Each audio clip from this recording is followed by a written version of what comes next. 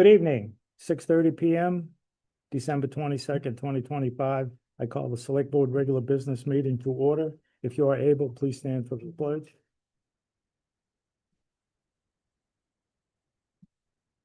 Pledge allegiance To the flag of the United States of America, to the republic for which it stands, one nation, under God, indivisible, with liberty and justice for all.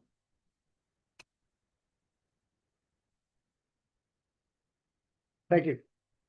This meeting is being broadcast live on TCTV Cable Station 8 and on YouTube web platform. A recording will be available on TCTV YouTube channel at the conclusion of the meeting. Is anyone else recording the meeting now?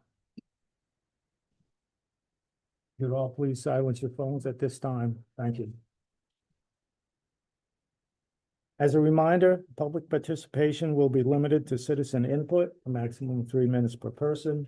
For the board procedure policy for a total of 21 minutes so as to be fair to all. This meeting is governed by the open meeting law and Robert's Rules of Order. This meeting is for the board to conduct its business. We have town employees, board members who need to be places in the morning, as well as residents watching from home who may lose interest in meetings going over 4 hours or more.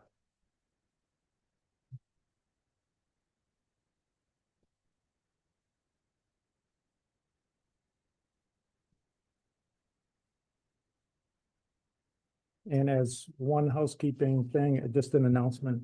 The last meeting, I had mentioned about the review of the executive session minutes regarding to an open meeting law complaint. I received email from the Attorney General's office via town council in regards to the complaint, failure to review in a timely manner executive session minutes to the complainant from the Attorney General's office. In response to our office's order, Jeff Bennett, chair of the board, reviewed for release all past executive session minutes that the board continued to withhold. Chair Bennett then announced the result of his review during the board's December 8th, 2025 open session meeting. Therefore, the board has complied with the order issued on October 15th, 2025. At this time, we have no other active open meeting law matters involving the board. So that matter is closed. Thank you, Jeff. At this time, meeting minutes from our December 8th, 2025. I would move to approve the meeting minutes of December 8th, 2025 as presented. Second. Motion made and seconded. Any comments, corrections, issues with the minutes of the open session?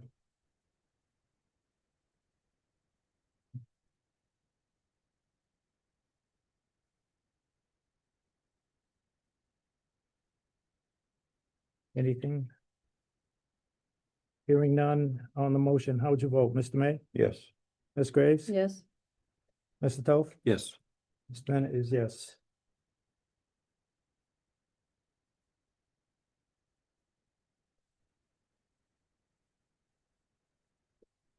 Next item on the agenda is the executive session minutes for December 8th. And I would move to approve the executive session meeting minutes of December 8th, 2025, not to be released to the public at this time. Second. Motion made and seconded. Any discussion, any issue with these minutes?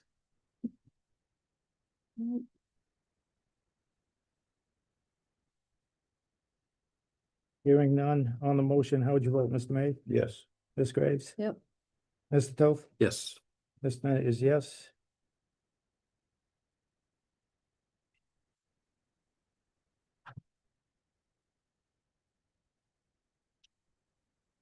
At this time, anyone for citizen input? Ms. Noel?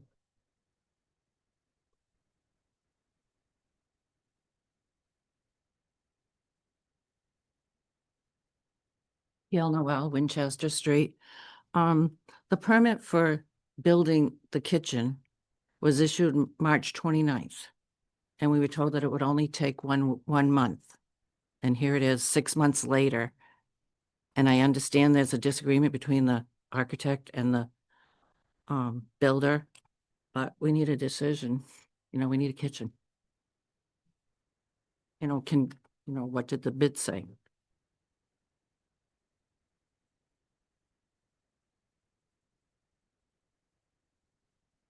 Thank you. Merry Christmas. Thank you. Merry Christmas, kid. Thank you, Gail. Crystal?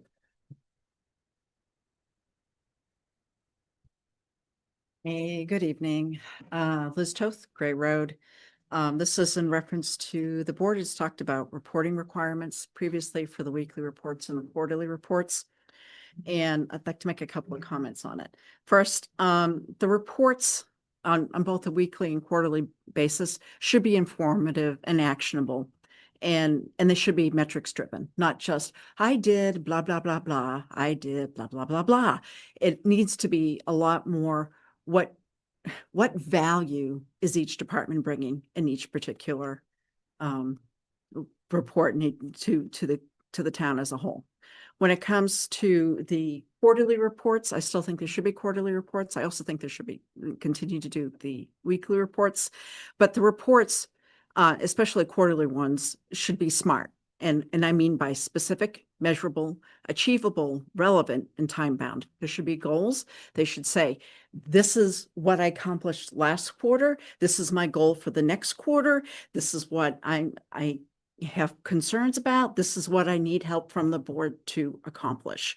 And then the next quarter they go, hey, this was my goal. Did I meet it? If I didn't, why not? And it's really to move things forward. So that's basically it, because I find the weekly reports very helpful. And I'd like to see them continue. I would like to see the quarterly reports expand and become more smart related. Thank you. Thank you. Thanks, Liz.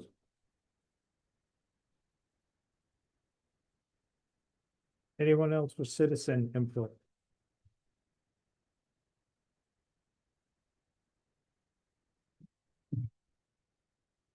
Good evening, Bob Sozik, Director of Public Services. I just want to give you a quick update on Scouts Hall. They did start construction today. They were gonna try to do the roof today, but the weather forecast, they decided not to. So they'll be in there working, and they're expected to be about 4 to 6 weeks for completion. Myself and James have been working with La Rochelle, preparing everything and going all over the submittals. There is some damage that was done from the abatement, which we're working with the insurance adjuster now on. Well, I'm here, senior center. It's moving forward. They ordered the cabinets with the vacancy in the office up here. That was part of the problem, but we're on the right track. James has been communicating with the architect very well, and we're moving forward. Thank you. Enjoy your holidays. Thank you, Bob. Thank you, Bob. You too. Anyone else? Next item, Mr. Administrator. Sure, thank you. Good evening. In no particular order, I have some updates for the board. We'll be having a website training on January 8th for the staff, and after that, we will go through the website and verify who and who should not have login credentials, and any employees who don't have access who need it, we will give them access, although I think we may have completed that part already. Each department has assigned a representative to attend the virtual 2-hour training. Once this training is done, we'll be more able to more efficiently manage the website. The body armor vests arrived on December 16th, way ahead of schedule. I do credit that with Chief Bennett putting pressure on the company to prioritize Templeton, which they seem to have done so this time around. We're very close to utilizing, being able to utilize digital signatures on our AP warrant. We had it all figured out and tested, and then we ran into a license problem. So I think we need to get more, need a better license to do digital signatures more often. There was a limit on what we could do monthly, and so we reached that limit during the testing. So fun surprise, but we're there. If the board is interested in signing digitally, you'll be able to, and you'll still be able to sign physically as well. I want to give a code red update. A few weeks ago, there was a breach in the code red system, which forced the system down abruptly. We have been back up and running with a new interface called Crisis 24, which is a company that purchased code red. There's still some training that needs to be done, but so far we have the main contact for the police department and a main contact from DPW trained on the new system. Right now, if you were signed up with Code Red as of March 2025, you are still in the system. Anyone who signed up after that time period will need to sign up again. We are going to wait until January to begin advertising the change, just so we can get more comfortable with the system and get more people trained in case residents have questions. So we just want to be prepared before we, begin advertising this and sending information out there. There was no charge for this switch between the two companies. Now that the new company is in charge, though, anything could happen as happens with niche markets when there's purchases made and companies consolidated. I also attended my first Montechusett Regional Transportation Authority meeting, otherwise known as MART, where we went over financials and ridership data. For anyone who doesn't know, MART is the Regional Transportation Authority that provides shuttle service to Templeton through the Athol and Gardner lines. If you don't know, they come up 101 by Town Hall down 2A, connect to 202 and then out of town. And the other line comes up Route 68 through Otter River into Baldwinville and then out of town. They also have a search to replace the MART administrator. It's reaching a point where the subcommittee will be doing interviews with several candidates. Then the top two will come to the full board for an interview, similar to how most town administrator searches are done. MART has also received a grant from the state to provide bus shelters to the towns. We will be looking at a couple spots around town to see if that makes sense to put up 1 or 2 bus shelters. The shelters can be seen in other towns and have a more modern and colorful design compared to the shelters of the past. In January, MART will come out here and we'll take a ride and look at some potential spots. And that is it for my report tonight. Thank you, Dave. Thank you.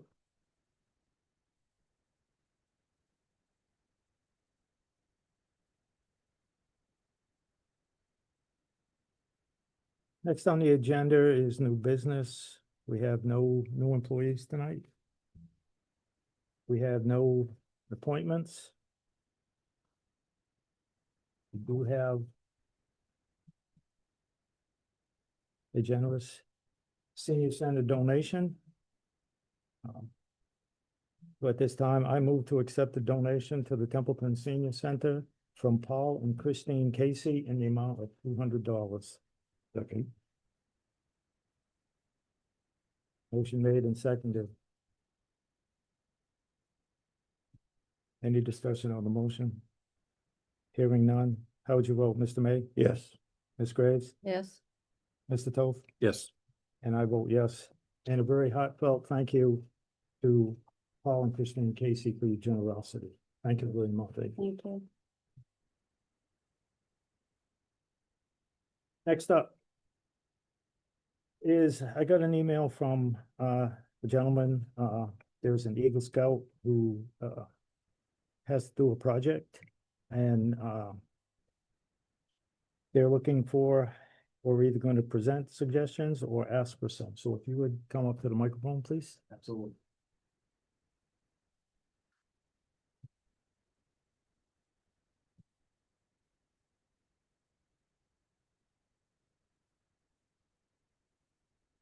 Good evening, Mr. Bennett. My name's Jim Russo. I'm the one that reached out to you via email to express our intentions. Also, thank you for the rest of the select board for your time this evening. I just want to quickly do an introduction and then I'm going to pass things off to our Eagle Scout in the work. I'm joined with Alex Jalanowski, who is been part of Troop 27 for several years now. He has turned 17. And my role is with the troop is the committee chairman, but I also have started to coach scouts that are either getting close on time frame before they graduate out, or they're getting close just on requirements. Alex is both. He's very close, buttoning up last requirements on some badges, but Eagle Scout project, which I'm sure many of you've heard of, is something that we need to start planning on and make some decisions and execute. So we basically wanted to key that off tonight and allow Alex to give some ideas and also hear some ideas. Because ultimately an Eagle Scout project is to help benefit the community that the troop resides in. That's typically how we like to do those. That's usually what gets approved by council.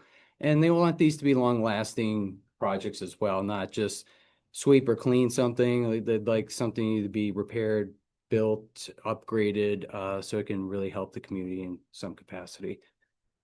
So without further ado, before I move on to Alex, I just wanted to also note, we're also joined by our Scoutmaster, Scout Brian Weedle, and Alex's mom is Trish Warden. Okay. Border Strauss. That was Strauss. I knew I was gonna butcher it. Sorry. Because any Eagle Scout that goes through this, I'm an Eagle Scout myself. It takes a it takes a village. So people in this room, our leadership, fellow scouts and family are what helped these scouts get all the way through to the finish line. So with that being said, Alex, I know you have some ideas you'd like to present. Hi, my name's Alex Jelnewski. I've been in Scouts for close to 12 years now, and I've wanted to do my Eagle Scout, and I've been excited for 10 years now. I have a few ideas for plans. One is to help provide the food shelter with a new shelving system with more area for food and but an organization system, because currently it is a strip of shelves, and I think that there could be a lot more food that could be donated, and they could get a lot more food to the community if it was a more widened area and they knew how much food they could take in, and a lot less food would go to waste that way as well. My second idea was helping the animal shelter build more pens for the outsides and the inside. We could help build the pens and whatever else miscellaneous maintenance there is. Then my third idea was in the center of Templeton, in front of the fire station, there are concrete strips in the floor or in the grass. I'm not certain what they're from, but I was thinking we could put something like cornhole boards there with some tables and chairs for people to sit down, just a way to make that space less empty and have an actual use. Those are just leftover shuffleboard courts from when there was the Templeton Hotel there. Once upon a time, there was talk about removing it because it's just two concrete strips there. And there were some town folks that said, hell no. So, Piece of history. but that's, That was a quote. that was being covered. So I think that would work there for, I mean, you're not moving them, picking them up, destroying them, just setting something there to make it more user-friendly or better appearance. Maybe even we could possibly put some kind of placard there to just cite that specific history that Because there are. a lot maybe of many people down, don't. but we don't have any idea what that is, but that's what they are. That's what the food strips are for. I go to Monty Tech, so basically when it comes to like projects, the sky's the limit too. Hmm. There's masonry, there's all sorts of like- that's If possible. I got a list for you. I'll keep you busy for, we could keep you busy for a while. That's a good thing to know. My personal thing would be, just because it helps out the most, it would be the least seen probably. This is just my personal thing, is the food pantry thing, even though it's in a town building and it's run by a private organization, but to me, that would be that's just an awesome project from my view. Board members? I concur. Yeah, how would that work with the church? be involved with that too. That's As what I a mean, view, yeah. it is in a town building, but it is a private organization, Mhm. and that's what I mean, it would be, and it'd probably be the less seen. I don't think they would turn down the offer. Okay. That would be something, we necessarily couldn't say, yeah, go ahead and do it, but again, if you go talk to them, I don't see them saying no. Who would be the best contact? Um, I can get that for you and. Thank you. And email it to you if that's, where you wanna go. Okay. The other thing that we did talk about, a while back was the plaque holder in the hall here, citizen of the year. We already have them. They're on the hallway already. Maybe I don't, what, Well, these are all great ideas, and one of the keys, just so you know, I used to be a unit commissioner, and I was up through the district commissioner level. After a 51-year term with the Boy Scouts, I had to sever ties due to family commitments, but absolutely, I'm always on board with the Eagle Scout things. This is exciting to see this, and as you're fully aware, it takes a lot of effort. I know what's there. The other part of this, and the town needs to hear this, whenever we accept an Eagle Scout project, we also own it, and it's up to us to perpetuate it and make sure it stays in the position and the intent that it was presented. That hasn't always happened in the past, and that's one thing that I am a huge proponent of. I want the youth to get the recognition. So my hat's off to you for what you're stepping up to do. We have a couple ideas. hearing that is also something we have to consider, because if you put something in place, then it's gonna have to be maintained somehow, some way. Yep. Because you will move on eventually. And I know there's been a couple that have been, and not just in this town, but have been forgotten about, or people didn't realize what it was, and they get removed, taken up. Mhm. So,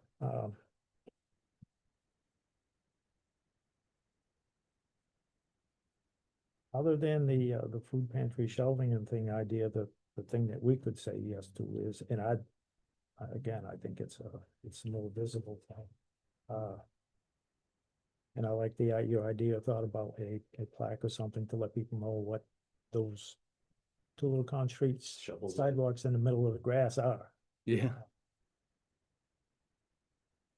I think Ms. Graves said that she I has ideas. was just, I don't know, like, I know you have to raise the funds for the kind of projects, but like, if you look at the gazebo, the walkway to go up to it, and the benches that are there have some wear and tear. I think they're historical, but I think that's more of a maintenance type of project.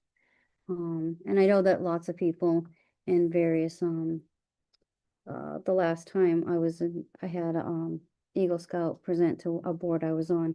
They talked about one of our parks, there's no shade. So, one was working on one in another town, and they had heard about it, a little cover, little pavilion type of project.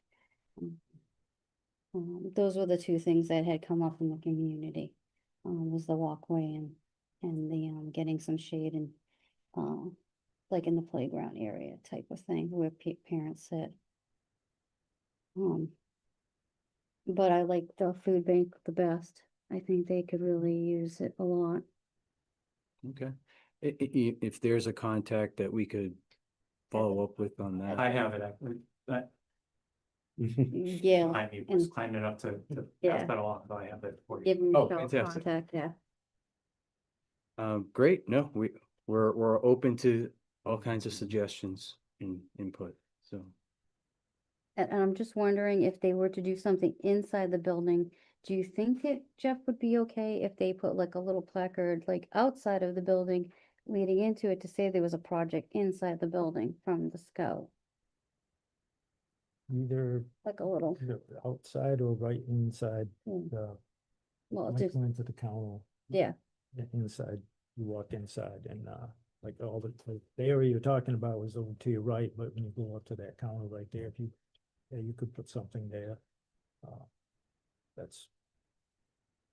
That way the actually- public would know, yeah. It's actually a good thing to do, so, like I said, that would be probably the most, the thing that would see the least visibility because of what it would entail. So if you did put something up there, and I know you can make that stuff at Monty Tech, Yeah. it wouldn't be a. Well, when they did the food drive during the Christmas, during the Thanksgiving season, you could see that they didn't have a lot of space in there, so I think it's an excellent idea. That's what gave me the ideas. I was there for that and we overflowed the pantry. They just had boxes of stuff. Yeah, Because everything was so yeah, full. I think it'd be very helpful for our community. Excellent, excellent idea. Yeah, they did the senior center did a food gathering thing and, you drop stuff off and it was, I mean, just boxes getting set, because they didn't have. Yeah. Space, the places to put it. Which actually becomes a wonderful problem. Right. It's kind of a double-edged sword. We can make it so they have a bigger problem. So I would, do any members of the board have like a 1, 2, 3 first set of importance or, Myself personally, I'm just thinking, I mean, I agree that the food pantry should be number one. I think it'll benefit the most individuals. But I think the most visible, like Mr. Bennett said, would be the one up at the Common. You know, there's so many, you know, potential projects. But I think, the gentleman was right on cue with his suggestions. And, you know, I'm not gonna second guess somebody willing to, you know, do the work and put in the time. I think it's great and I appreciate it. And, my thought would be, you know, number one is the food pantry and they all fall in line after that.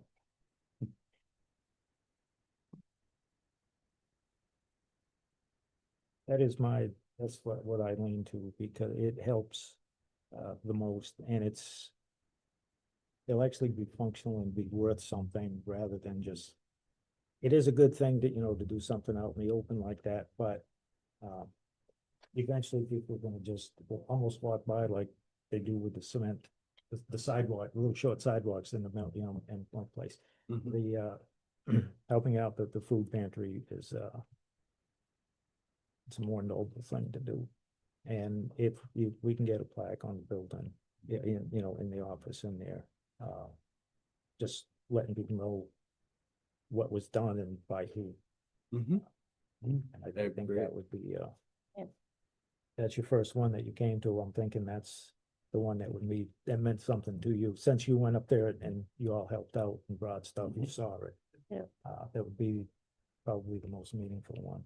And we can get you, I have your email address, excuse me, so we can get you contact, we go, help too. That'd be fantastic. Yes. We can keep the board up to date on how these things are evolving and ultimately what direction we're going into and we'll kind of keep you in the know as things move along and evolve.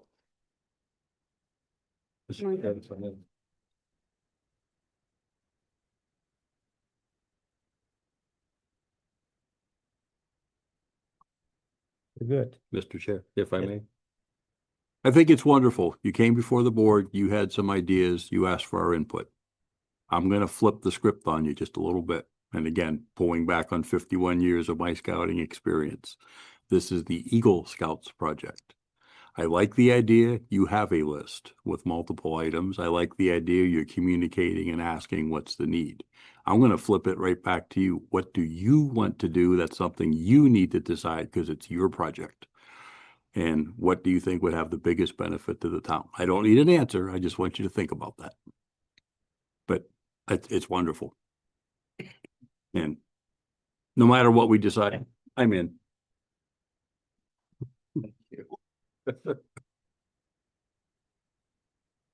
Funny guy. Thank you very much. Yep, Thank you. Thank you, gentlemen. Merry Christmas. Appreciate it. Thank Merry you. Christmas. Have a happy holiday.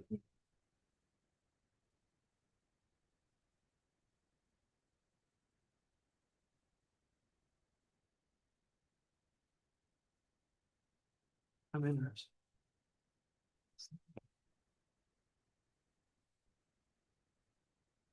Next update, next item, item E is the Royalston Road update with, Fish and O'Neill through, Zoom. Good evening, Board. Bob Sozik, Director of Public Services. A while ago, you reached out to James looking for an update for Royalston Road. As you know, beginning of the summer, we did some shimming and leveling out there with Chapter 90 money. A lot of residents are much happier. And then we had vacancies up here, and in the meantime, discussion at one of your meetings and the Chapter 90 plan.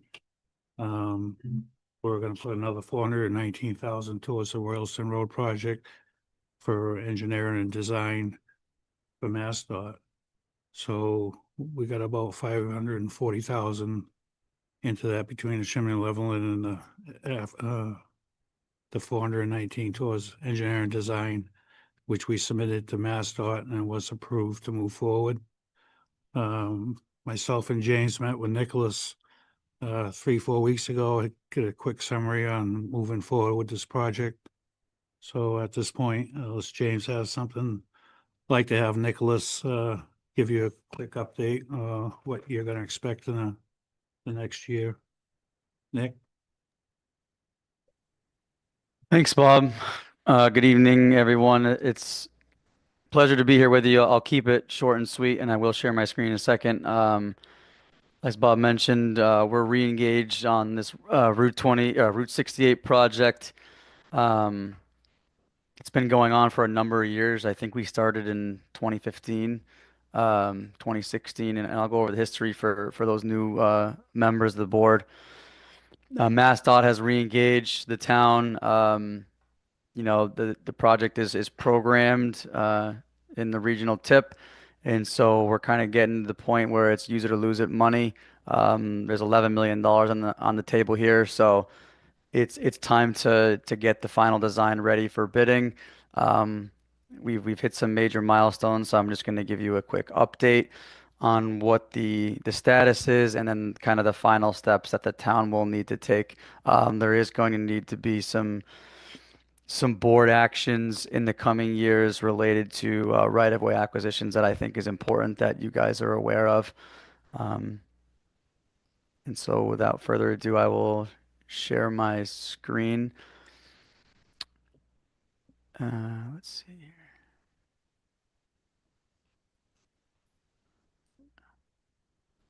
And if you have trouble, can everyone see the PowerPoint? Yep. Fantastic. This was so we had a design public hearing couple of years ago. This is basically the similar presentation.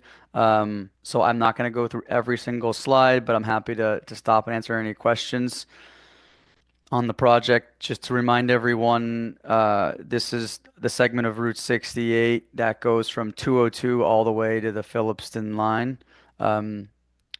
It's about 2.5 miles. It's quite a long segment, and thanks to Bob for kind of keeping that road in passable condition while, you know, this design process kind of carries through. It is a lengthy process, a lot of review requirements and permits that are required. Let me just go through here. These are the project goals. I'm not going to go through all of this. I can send this presentation after, but this is right from our public hearing. Again, this is mostly a modernization project. To bring it up to the current standards, Route 68 is on the National Highway System. It is a freight route. It is a regional connector, so we need to make it resilient. There's a lot of flooding that's going on out there. It doesn't meet the current standards for lane and shoulder widths. A lot of drainage issues. So the goal of the project really is to bring it up to state highway standards. Quick history. The first shot of this project was back in 2002, actually.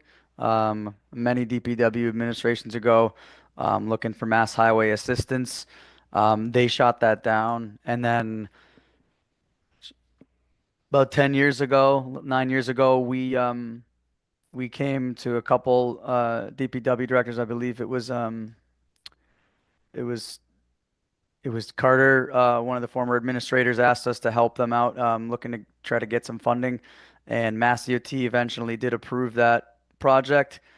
We submitted 25% design in 2018, and then we had our public hearing later that year in December. And then we quickly advanced the project to 75%, and we submitted that in 2019. And then that's kind of where things slowed down a little bit. Mass DOT had a lot of concerns related to the culverts. There's two major culvert crossings. One is Norcross Brook, and I'll show you in a second on one of the slides. I mean, there's a lot of flooding that occurs frequently there. Mass DOT had a lot of comments related to hydraulics, and they wanted to see different structure types. They also had a lot of comments regarding some of the environmental impacts and the permitting. And, it took us many years to kind of resolve these comments. And that brings us to where we are today. We finally have the resolutions from Mass DOT of what we need to do to get this through final design. And that is where we are today. These are actually outdated. I think Bob shimmed this. So here's some of the original photos. Basically, this roadway has fallen apart. What Bob has done is a temporary fix. This roadway will look like this again in another 2 years if this project does not proceed. Here is that flooding. This is down at Norcross Brook. This is even an older photo. There's been even worse washouts since then, but this is kind of the main focus of this project. This is going to be a bridge structure. We were previously proposing a precast unit. Mass DOT wanted something a little beefier hydraulically. So part of our new design effort that we've been authorized on is to bring it up to the current Mass DOT hydraulic and bridge standards. There'll be bridge railings, but as you can see, this is a real problem. As we said, this is a Route 68, and Mass DOT wants to see this fixed. I'm not going to go through this whole slide, but the big thing is just wanted to touch on the current construction cost. When we started this project, it was around $5 million. That was in 2016. Obviously, with inflation and COVID really added to that, the current cost estimate is around $11.5 million. This is not a dime paid for by Templeton. Mass DOT, using state and federal funding, will be participating in all of this. So really good return on investment. The Mass DOT TIP program is a program that I've been working on with my entire career. There are dozens of municipalities taking advantage of. It's really appropriate for this type of project. So again, but I did want to give an update on what the town is looking at here from a scale of project. Pros conditions. Again, this was all presented previously back in the old design public hearing. This is all available online. But a lot of it's, upgrading these culvert crossings is a huge component of this to alleviate flooding. Some of these culverts are collapsed. They're old corrugated metal pipes, causing to a lot, some of these large potholes and sinkholes towards the side of the road. So we're going to be fixing all that and fixing the slopes. This image really quickly, I'm not going to dwell on this too long. Image in the top right is a project we completed a couple years back. It's almost exactly what this road's going to look like. It's going to have gabion retaining walls. A large section of Royalston Road has steep slopes we're going to need to retain in order to widen to meet the new National Highway standard. Lane widths, there's drainage ditches on the side that are going to be installed, and updated guardrails. So kind of this is what we're striving to achieve on Royalston Road here. Here is the Norcross Brook culvert crossing. Again, just a reminder of what it currently looks like on the top left. The top right is the similar type of structure that will be proposed, a significant upgrade. And then, this is a 70-year design life structure. Right of way is kind of the next big action on the town and the Board of Selectmen. With a 2.6 mile project, you have a number of abutters. A lot of temporary and permanent construction easements that are going to be required. Because the municipality is the proponent of this project. It is up to the town to acquire the adequate right of way. Although Mass DOT is funding the project, this is not state highway. This is the town or Old County layout, which is owned by the town. So there is a process the town will need to go through in order to do appraisals, title exams. You'll need town council. And then there's written offers. There's a very specific federal requirement for this. The Mass DOT municipal compliance officer will help walk the town through all of this. I know Bob will be and James will be in good hands. Fuss and O'Neill will help the town as well, preparing the necessary documents required for this. But there will be town approvals required to authorize the board to acquire these parcels in the coming years. Here's the big thing, the big update is the schedule, the remaining schedule for this project. So we are at 100% design. So this is final design, really addressing Mass DOT comments. And granted that there was some large comments related to mostly the bridges and environmental permitting. So we're working through that. We are anticipating to submit 100% design, which includes a full bridge plan set, which we did not have previously. That'll be this coming summer. It's possible we're able to expedite that, but we do need to go out and do more drilling. The Mass DOT state geotechnical engineer found there was some inconclusive soil conditions out there that they wanted more data on, which we'd agree with. So we have to do some additional drilling, and that takes a little bit of time. But that's what we're looking at is a major milestone submission this summer. In the fall, we will respond to any remaining comments that Mass DOT has, specifically on the bridges. I think the rest of the design, like I said, I think 2.5 out of the 2.6 miles, Mass DOT is very happy with. There's really no comments. It's the two bridge structures and an area where we're proposing to do some wetland replication that Mass DOT is opining on. Preliminary right-of-way plan approval, we're anticipating next in the spring of 27, and that's when we will work with Bob to come up with a preliminary estimate, the number of parcels that are impacted, and the potential costs for those acquisitions.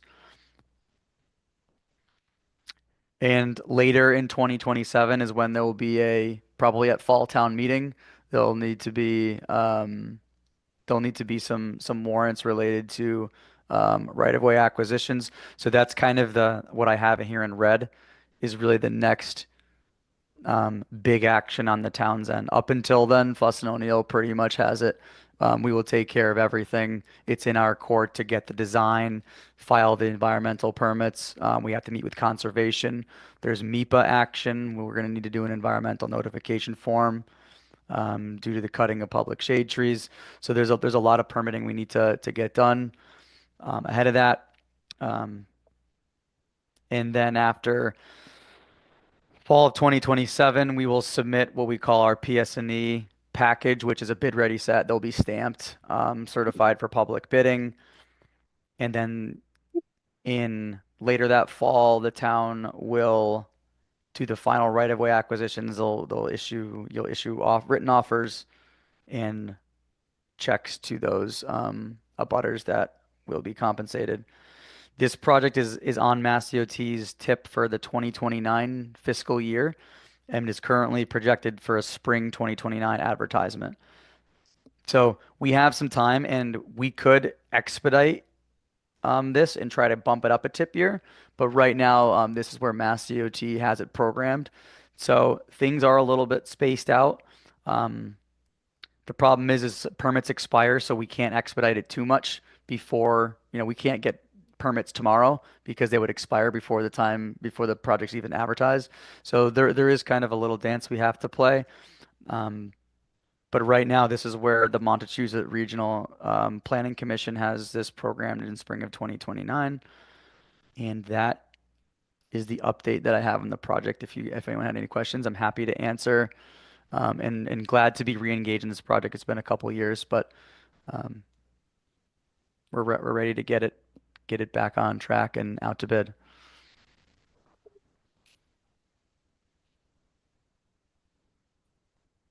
Any questions from the board? No, just, there is I believe I sent it to the rest of the board, double check. There is a public comment period right now for, critical freight routes that they, and 68 through Hubbardston is part of that.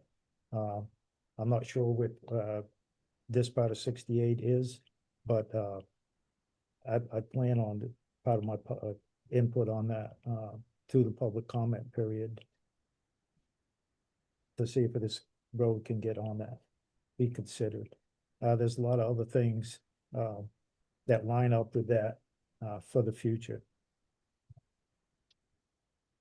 Good presentation at MPO. Any other members of the board have anything? Just a quick general comment. For those following at home, if it sounds confusing, and part of it is you got MassDOT involved, this tip list is a constantly moving target. We've been moved up, we've been moved back. I see Bob shaking his head, yes. Mr. Bennett, I know, we've been watching this for a number of years. So yes, we understand there's a timeline. Yes, we do understand that. And as was just explained very nicely, thank you, Nick. Some Sure. of this, we just really can't push any quicker than it's moving along. But we're in a good position where the state is willing to take this on. We are on the list. Now, could that change tomorrow? Of course it could, but hopefully it doesn't. And like Nicholas said, this is a TIPS programs, state and federally funded.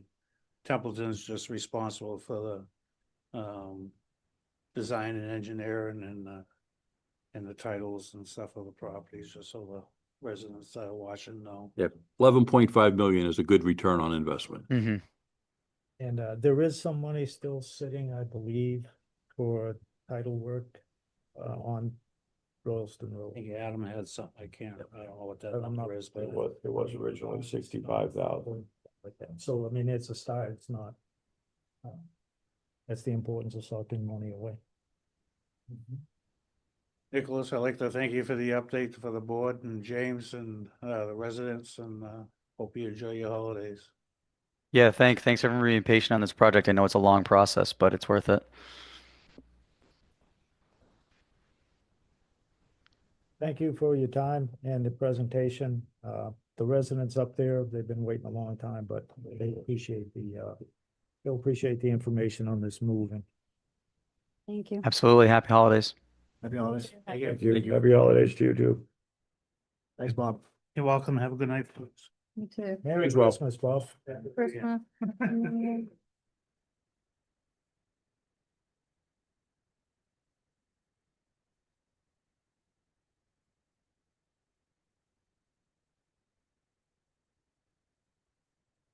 All right. Next item on the agenda are the annual license renewals.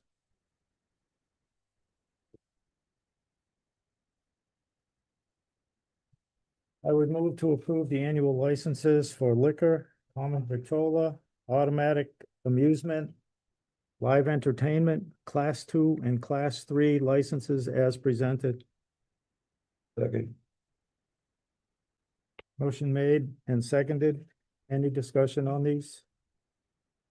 These are done each year. They have to be in place by the first of the year, so these businesses can lawfully operate.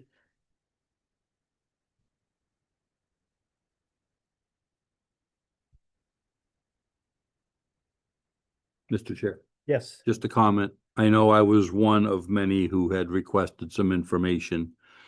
And I'm a little discouraged to not see any of these business owners in front of us or a representative from our police department in front of us, because I had a number of questions related to a number of ongoings at establishments. And I understand these are business licenses and there are things going on, but I have questions. So I'm not quite sure how I plan to move with this tonight. I think we did have some people here, though, Mr. Toth. Okay.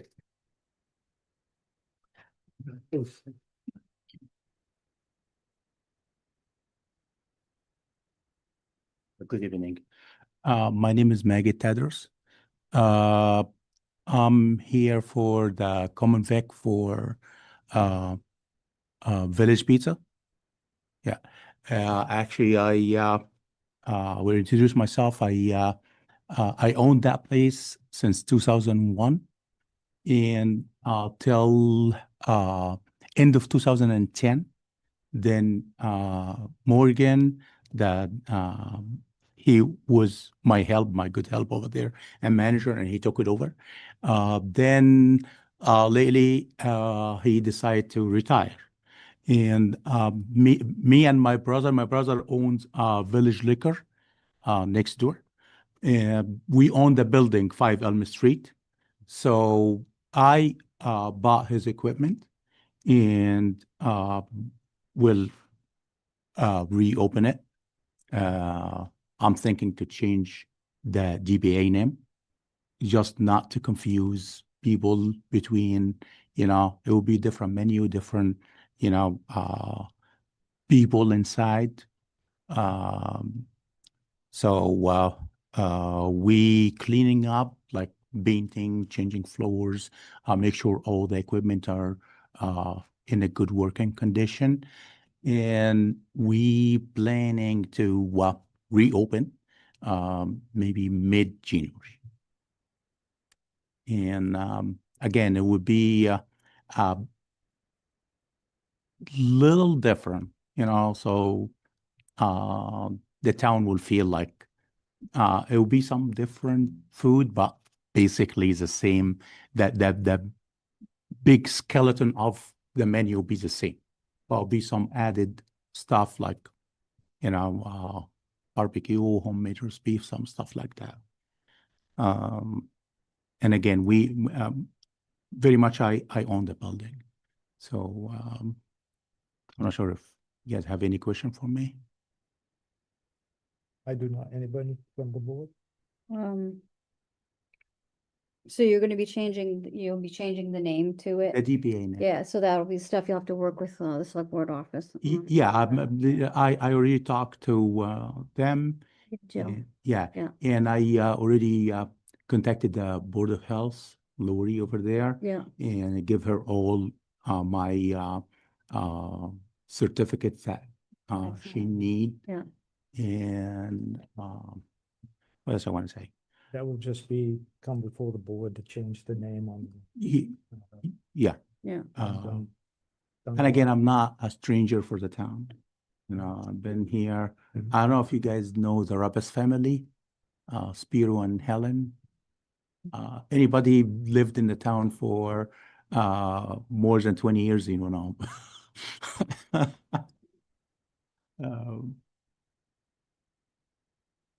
But no, you should, like I say, you should be all set when you do the actual change and stuff, Yeah. and you've already started the process. And the name I thought of, it will be Templeton House of Pizza.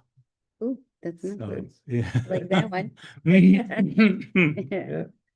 Yeah. Okay. And And people will be excited because they were sad to hear he was retiring, and now they'll be happy to know that it's opening again. actually, I established Patriots Beef in East Templeton.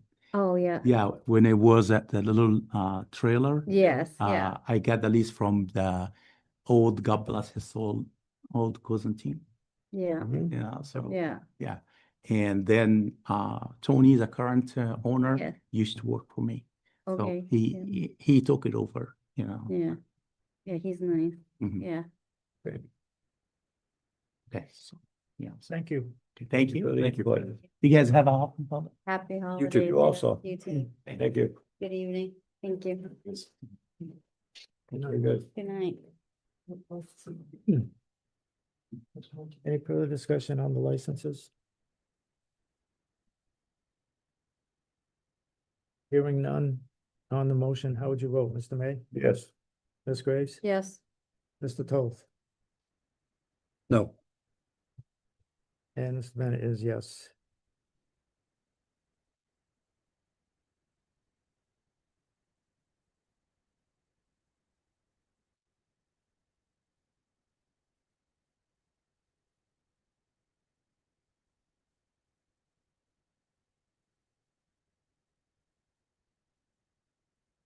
Item G.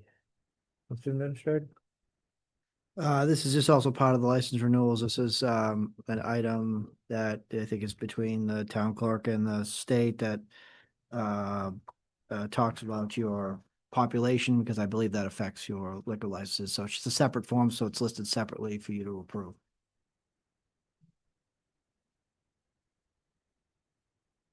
On this item, I would move to approve the form as presented. Second, Any discussion on the motion? Hearing none on the motion, how would you vote, Mr. May? Yes. Ms. Graves? yes. Mr. Toth? Yes. Ms. Bennett is yes.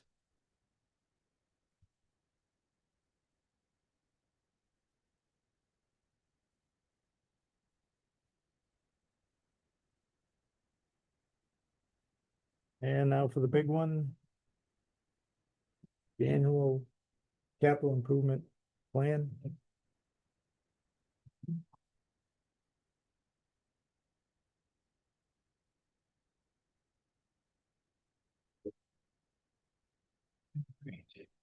Hello, Mr. Chairman, Board of Selectmen. At this time, I would like to call the Capital Improvements Committee meeting to order on this 22nd day of December 2025.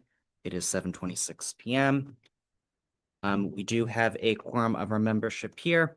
You have myself as chairman and at-large member, Mr. Graves. We have Ms. Toth from the Advisory Committee as clerk, and we have Ms. Graves from the Select Board. And ex officio member, and town administrator, Mr. Ryan is also in the room. So with that, Mr. Chairman of the Board of Selectmen, we will do two quick items of business before we run into our presentation. Item number 2 on our agenda is the review and approval of meeting minutes. There were 2 sets of meeting minutes sent out by Ms. Toth this afternoon for the meetings of December 15th and December 17th. Has everybody had a chance to look at those minutes? And I have these printed right here if you'd like a copy of those.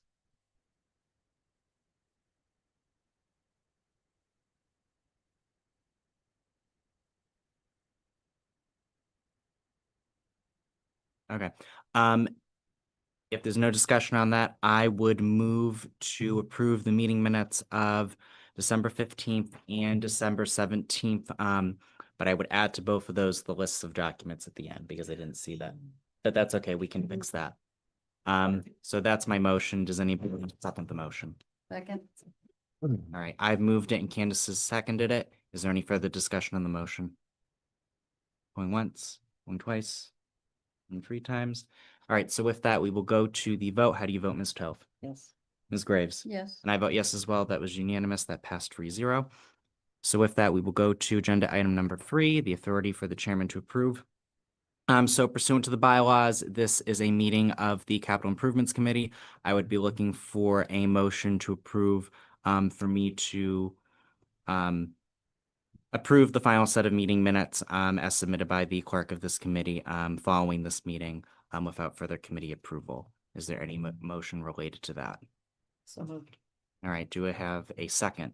Second, All right, it's been moved by Ms. Toth, seconded by Ms. Graves, for the chairman to approve the minutes of this meeting of December 22nd, 2025, pursuant to the general bylaws.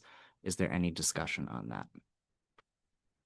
no, All right, with no further discussion, how do you vote, Ms. Toth? Yes. Ms. Graves? yes. And I vote yes as well. That vote passed unanimously 3-0. And with that, we will go to our joint item with the Board of Selectmen, the presentation of the capital report.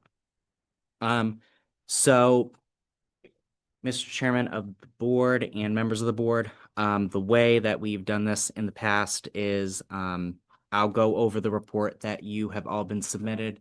One thing that I want to do at the start this year is to, since you do have 3 new board members on the Board of Selectmen, and it's been a few years since this has been explained, just to explain the capital process for the public very briefly.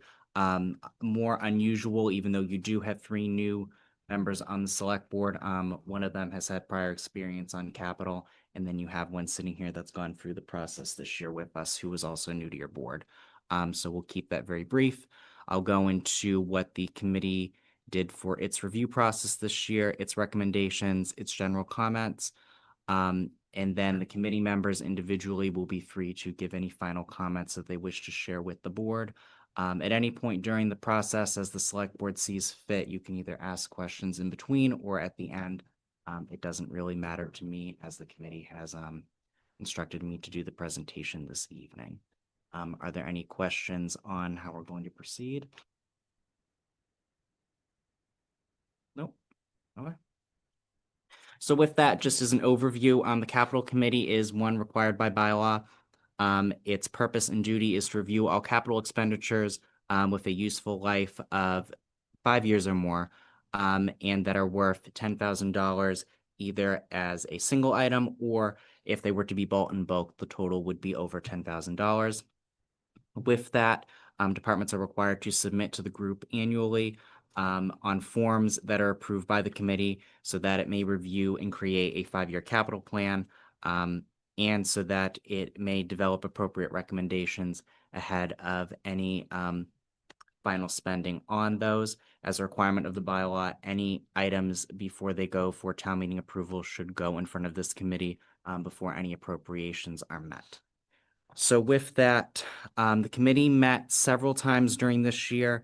I will not go through all of it, but we did have presentations from the police department, fire and EMS, public services, the Narragansett Regional School District, the Templeton Community Television, sewer, and community services. All other departments either did not have requests or did not submit in this cycle. And additionally, all of those requests, those departments that came and presented in front of us and asked our questions, as well as provided additional documentation following.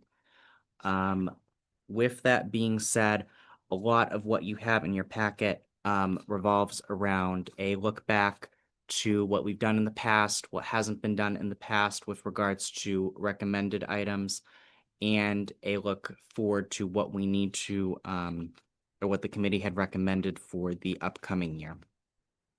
After considering all capital requests during this year, we did come up with the capital plan and recommendations. The capital plan in its total is found on section 7, starting on page 15. Oh, not on page 15. Oop, section 8, page 16 of your packet. And then the final recommendations of the committee are listed on page, or starting on page 19 in section 9. The capital improvement plan for the next 5 years was built off of the work that the committee started last year.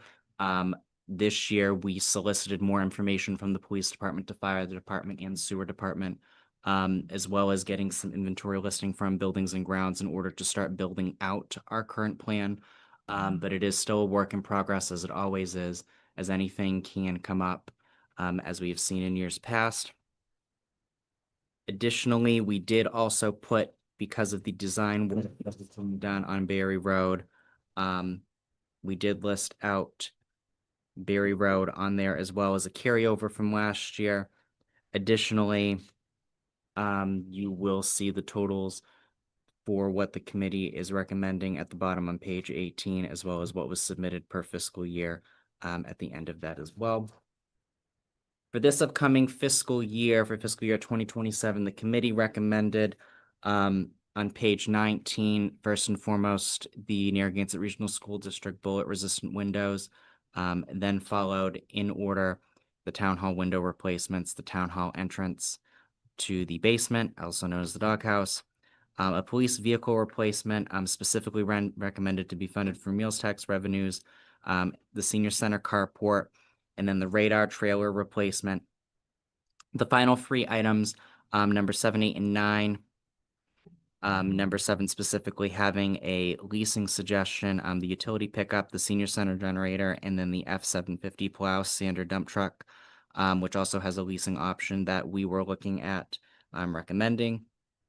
Those all are in excess of the approximately $200,000 that we set as our estimate for this year.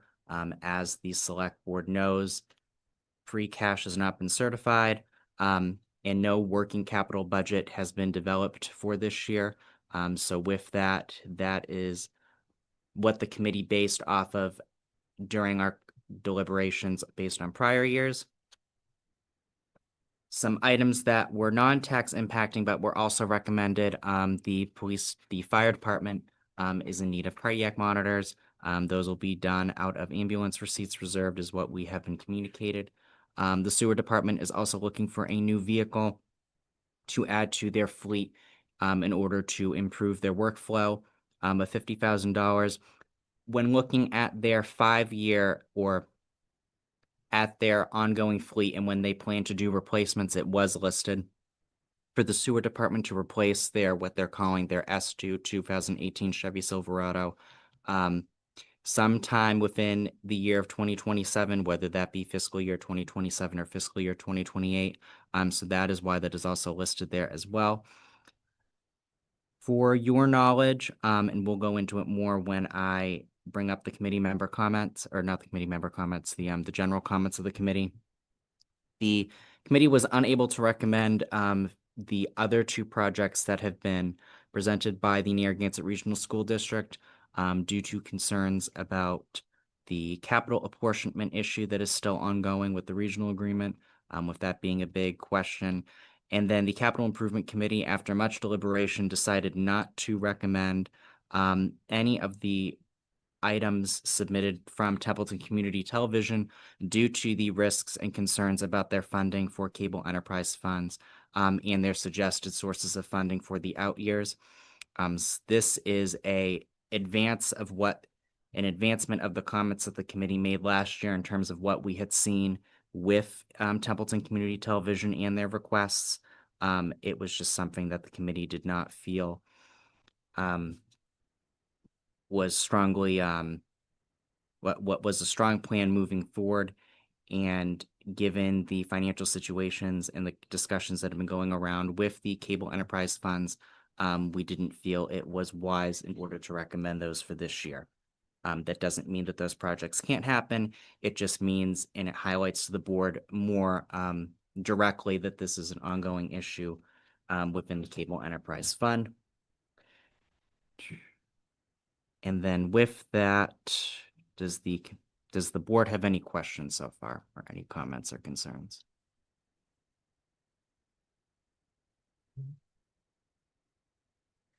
He's going along just fine. I do have one question regarding the police and the radar trailer replacement. Yeah.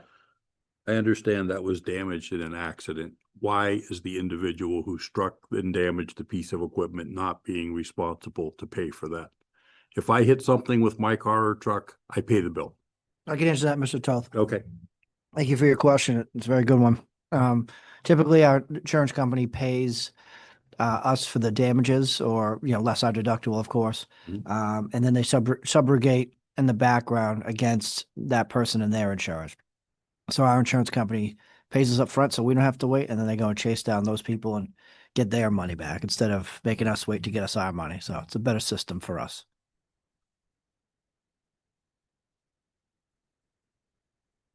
Thank you for that. Are there any other questions? Okay. So with that, I will go into the committee's general comments. During the deliberations this year, again, and this is a carryover from last year's report, the issue of transparently funding projects through meals tax revenues came up. The board should endeavor to address this, which would help with instituting public trust as well as for capital planning purposes, to know what that figure is going to be. As was talked about earlier, we assumed a working capital budget of 200,000, and we're assuming the ability to use funds for the recommended police vehicle. But that is something that should be endeavored to be shored up as soon as possible within the budget cycle. The committee again discussed the issues of the Templeton Elementary School. Because of the question of apportionment with the town of Phillipston, because that would affect how much the burden would be on Templeton.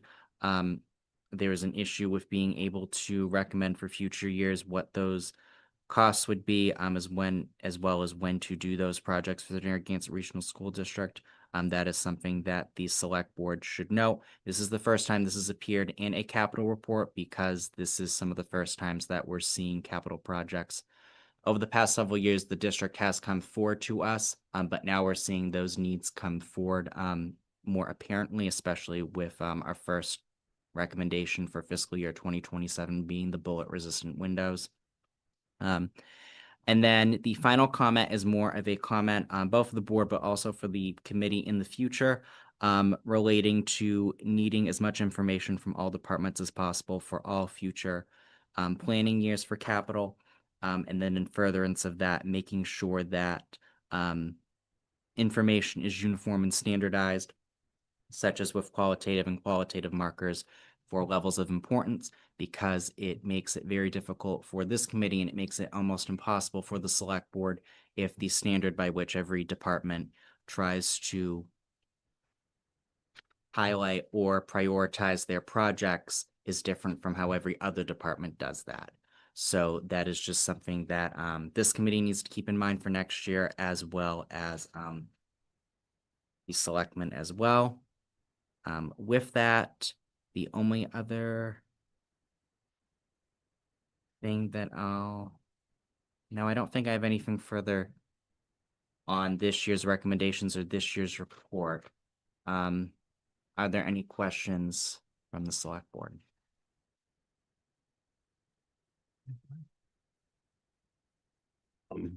Again, just a nice report. I want to say that. And when you're talking about the prioritization in your comments, are you talking about basically that you'd like everybody to come in with a 1, 2, 3, 4, 5 rather than high, low, 1, 2, 3, 4, 5, seriously needed, with all different kinds of qualifiers rather than just the 1, 2, 3, 4, 5, 6. Yeah, that comes up time and time again. Especially in light of the conversations regarding the bulletproof vests that had to happen this year. That was practically a legally required item because of our contract agreement with the police union. So that is something that should have been highlighted a lot sooner, especially since it was recommended in last year's capital. So those are just things that the committee needs to take note of. In that next year, we may have to rewrite the instructions for all the departments in order to ensure that, and to start questioning that more, just so that, again, as you had indicated, Mr. May, that it's not just, high, medium, and low, or some sort of percentage rank, this is 100% needed versus this is 50% needed versus, a scale of, 1 to 10, because all of those, have different parameters attached to them, and it makes it almost impossible to weigh, a police vehicle request for the town versus an ambulance request for the town, even though those would appear to be the same, depending on how the department prioritizes that within their list of items. One may seem less important than the other relative to that department, and that might not be true. So. Thank you. Ms. Toth? Good. Good. Just as a follow-up comment, as far as getting things prioritized and laid out, according to the bylaw. You're gonna love this. A complete inclusive inventory, so they know what they have, so we can all see it. We have ages, how long they've had it, what's its life, and then present that to you people, the committee, according to the bylaw. This is what I need or want, because they're different, in 2027, 28, 29, 30, for 5 years. I know there's been progress made. There was a pretty good, it was a start in 2019 with a spreadsheet. It's not an all-inclusive listing. It seems like they get stuck on vehicles and things and not all-inclusive. it's getting a little better. The presentations are getting better. But the information coming from the departments is slow and lacking. It's almost, they pick what they want to present to you as important by how many dollars are on the table rather than, well, this truck or this computer or this table or this garage door is 10 years old. Might be time to cycle it through. It's, you know, kind of out of your control somewhat, but the department head need to be pushed in that direction. It's the bylaw, it's sound practice. Some of this is in the financial reviews from the DOR. Some of it is in best practices for capital improvements, planning, etc. Costing out of services. How much money do we need to stuff away in infrastructure stabilization and capital stabilization so we can follow this other little policy we have as a financial management policy. So again, it's slowly moving in the direction where it should have been a while back, but the report is it's better than the previous one, which was a couple years ago. It was the first one that actually kind of followed the bylaw, so I appreciate that, but. Just along those lines, I was wondering if when you were presented with the information, and I'll give you an example, just as a thing, because I don't know the answer to this, so I'll just say that straight up, right up front. But when I was looking at your presentation, I went back and looked at last year's and the years before and a couple other years just to scan through just to see how they look. And I did happen to notice something, and I don't know the resolution of it. I know that last year the bulletproof vests were on the list for a full replacement, and that was just skipped. But the previous year, there was 2 vests on the list for 3,600, I think somewhere around that range. I don't know if they were bought.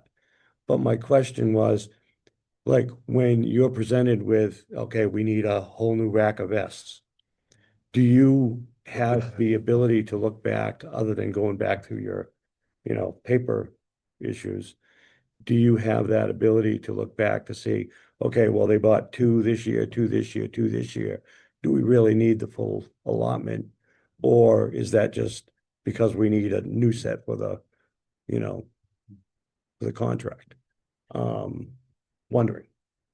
No, so we don't, especially if we're talking about from several years ago, I don't know a mechanism by which the committee has been informed when those items have been purchased. Up until probably the last few cycles, there's been a conversation amongst the committee members about consistency, about, what's been recommended in prior years and what needs to move forward like that. And part of what has also happened is that and you see it in the appendix, but also in the earlier stage of the report, I believe it's either section 3 or 4, where it talks about the prior town meeting votes, the immediate town meeting votes. So if those votes have already taken place, at least the committee is more aware of what's going on. That might be something that the committee needs to look at in something that we did this year was for anything that wasn't approved last year, we reached back out to all of those departments and said, do you need these? What's the status update on these? What is the new cost estimate on these? But in terms of what has been accomplished in prior reports or not, that's not something that I've ever seen presented in front of the committee. It's something that the committee should look at in the future, at least is my thinking. That would have to be up to the committee as a whole next year for how it wants to proceed. Well, that's what I was wondering, not as a presentation Right. issue, but as an internal issue. Yeah. For a better recommendation, basically. Right.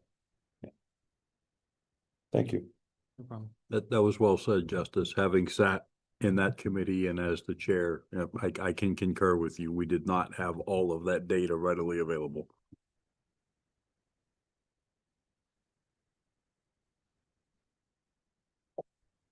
Are there any other questions or comments from the board? So with that, as I said, I will open it up to, I think I've talked enough. Do either of our committee members have anything they wish to say to the Board of Selectmen in addition to what we've said? I'll start with you, Liz, if there's anything you'd like to. Yes, thank Yeah. you. A couple of different things. First of all, it's been a very educational experience.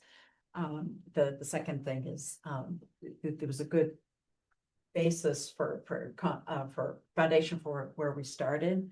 There's still a lot of work that needs to be done. Looking at it, I was a little surprised that when and not all the department heads, were asked to produce 5 years of what they need.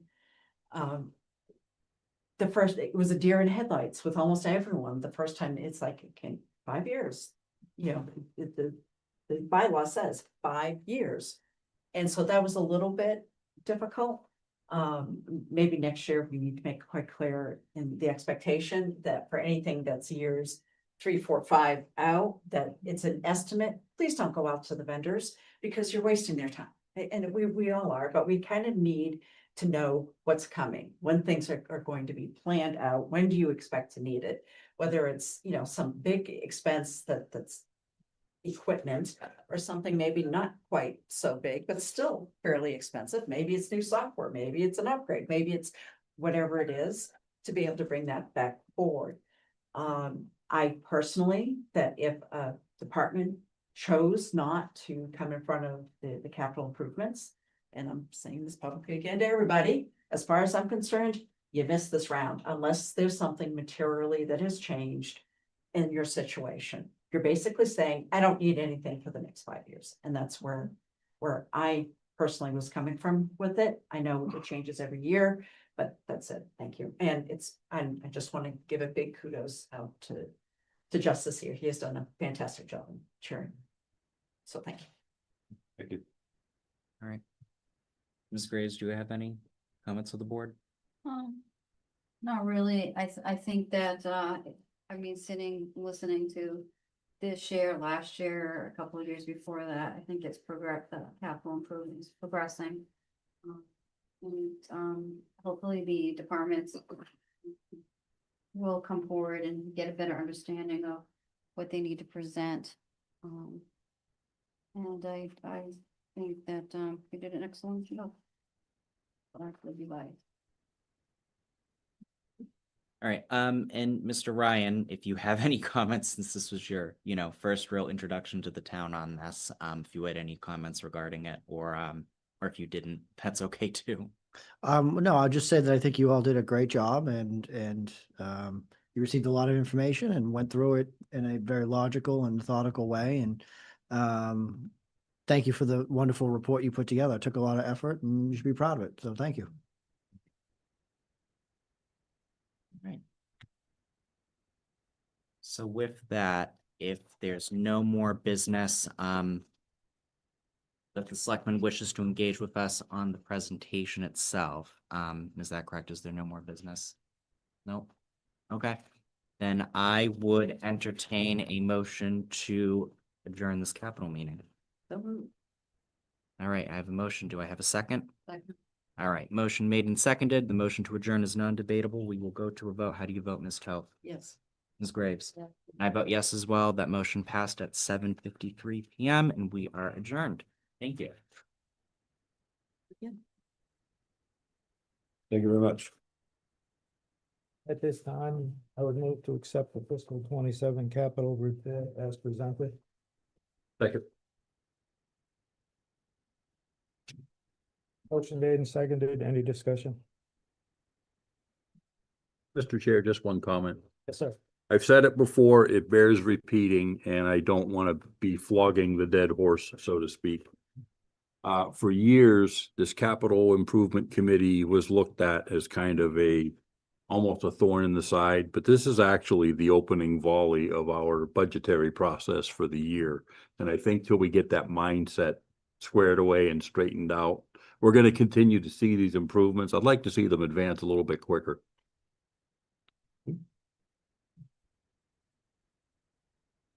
Anything else? That's all I have, sir. And Welcome to the budgeting. Yeah. on the motion, how would you vote, Mr. May? Yes. Mr. Toth? Yes. Mr. Bennett votes yes. Ms. Graves? Oh, I'm gonna abstain.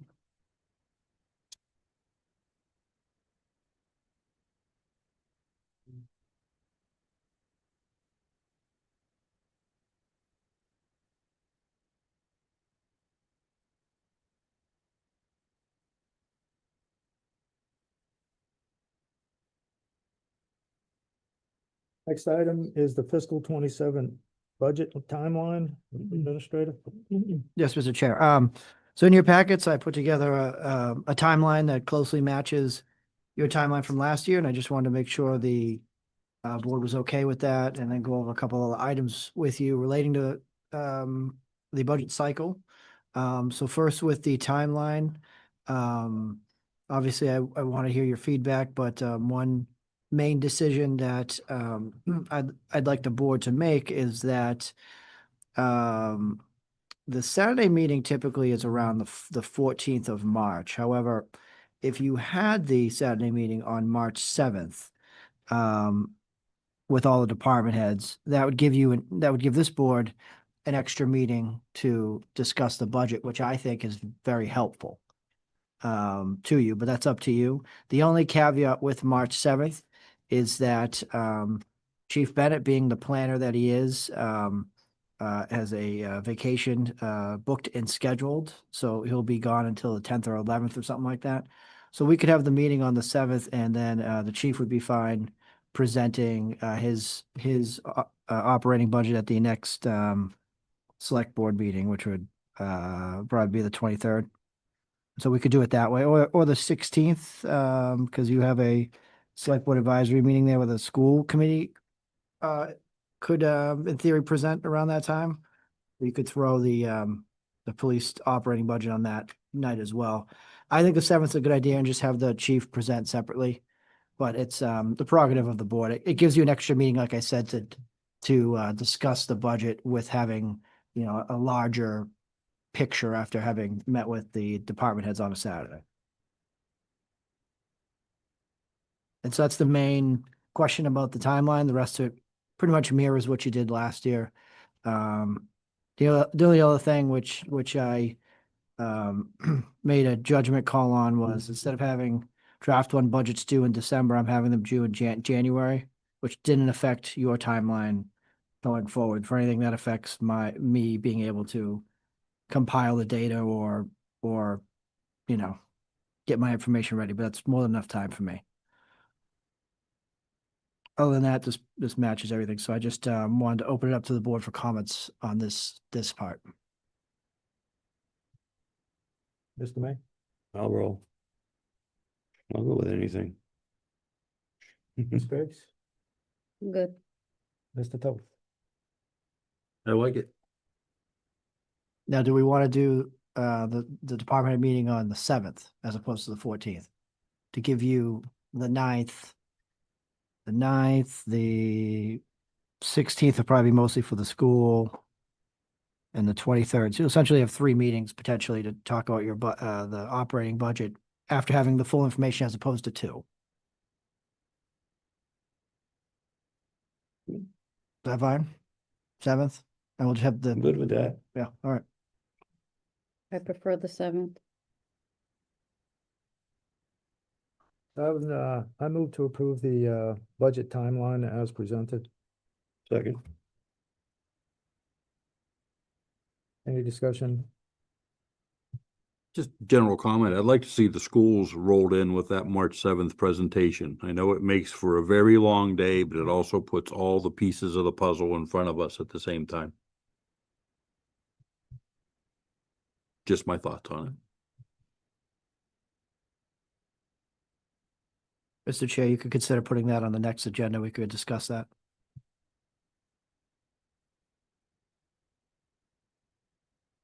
Any further discussion?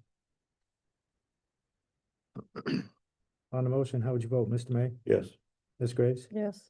Mr. Toth? Yes. Mr. Yes.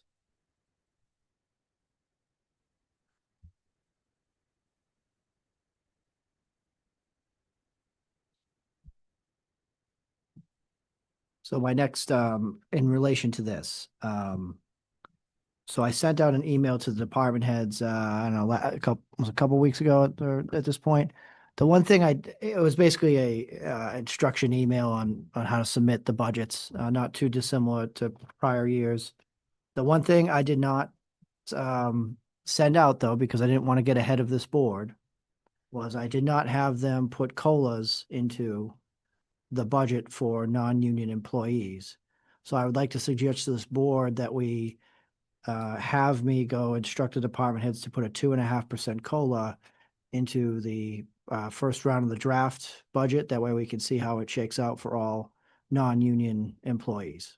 Unionized employees have their contracts. So this is about, and so that information will be worked in there for settled contracts. But I wanted to run this by the board. I wanted to have them put in a 2.5% COLA as a starting point.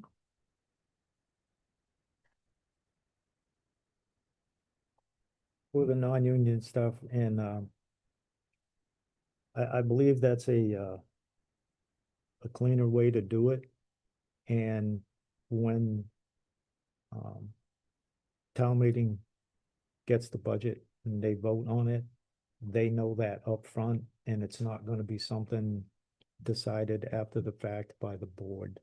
You know, with a chunk of money put in place, but they don't know really if it's gonna happen or who it's gonna happen to. It's just, put it in the budget, town meeting Well, can vote on it. yeah. Well, to be clear, we have some outstanding union contracts where that money won't be in there because, or it might get in last minute if we settle the contracts. But right now, there's no settled contracts, so there's no increase. But but with a fire, for example, fire's contract is settled, so Chief Dickey knows what he needs to put into his budget. But my question to this board is, can I instruct the employees to put in a 2.5% increase for the non-union employees, so your department heads and your, admin staff, a lot of people here, some people at DPW. So I didn't want to get ahead of the board on that and make assumptions. Obviously, these employees are not going to raise last year. It is very, very important, not only for morale, but for employee retention, that we offer cost of living adjustments to our employees, or at least try to. And so right now, we at least need to put in something for the draft one budget so we can see what it shakes out to. So if that's okay with you, a vote to approve that would be appreciated.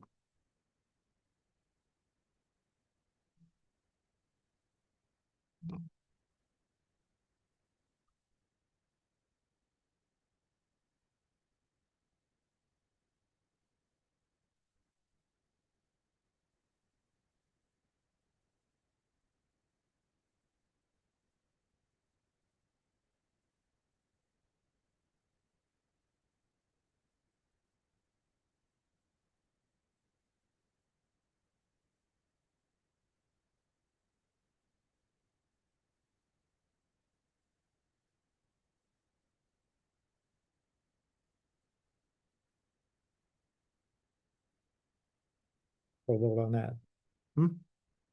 Just consensus on that, good enough? Consensus or whatever, or vote, either way. It's, it's just for budgeting purposes, to start off.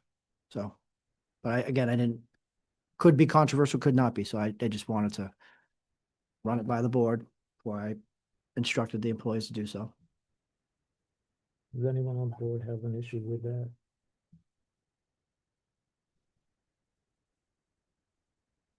Doing it this way versus setting a chunk of money aside for possible merit I think this is much more logical. To me, it's a lot clearer and cleaner. So. Okay. And I think for this agenda item, All right, so there's been a lot of talk about capital. So I had a conversation with a couple of the capital improvement committee members to make sure they were okay with me. I didn't want them to feel like I was doing an end run around them, so I had to talk with Justice and Danielle. Because the capital submissions are kind of two separate things. You get, one process that happens with the CIC, and then the select board has to consider capital separately. I've instructed the department heads with capital to use my 5-year capital plan templates. And so we are in process of developing for you for this budget cycle, a 5-year capital plan. Sewer and police have actually already submitted. And so we got a few others coming. They're due by January 14th, same as the operating budgets. And so I just wanted to let this board know that. So we are creating that for you and for the town now. And that was it. Just wanted to let you know that we were working on that.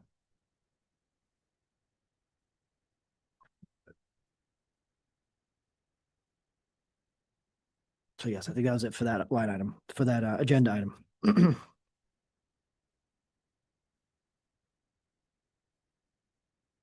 All right. So next item, agenda item is town inventory. I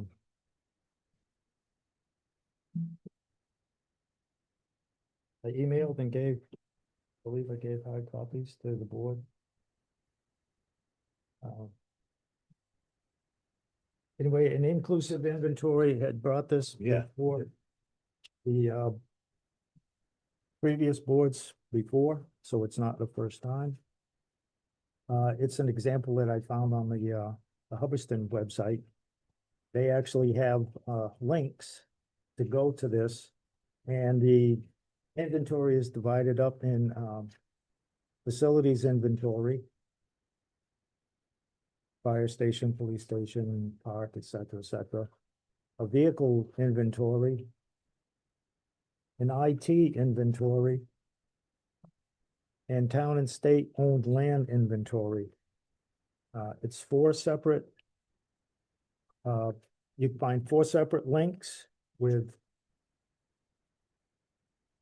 all of these different groups. And it just lists everything that they have. And again, I think when we talk about inventory, it seems like it's mainly vehicle stuff.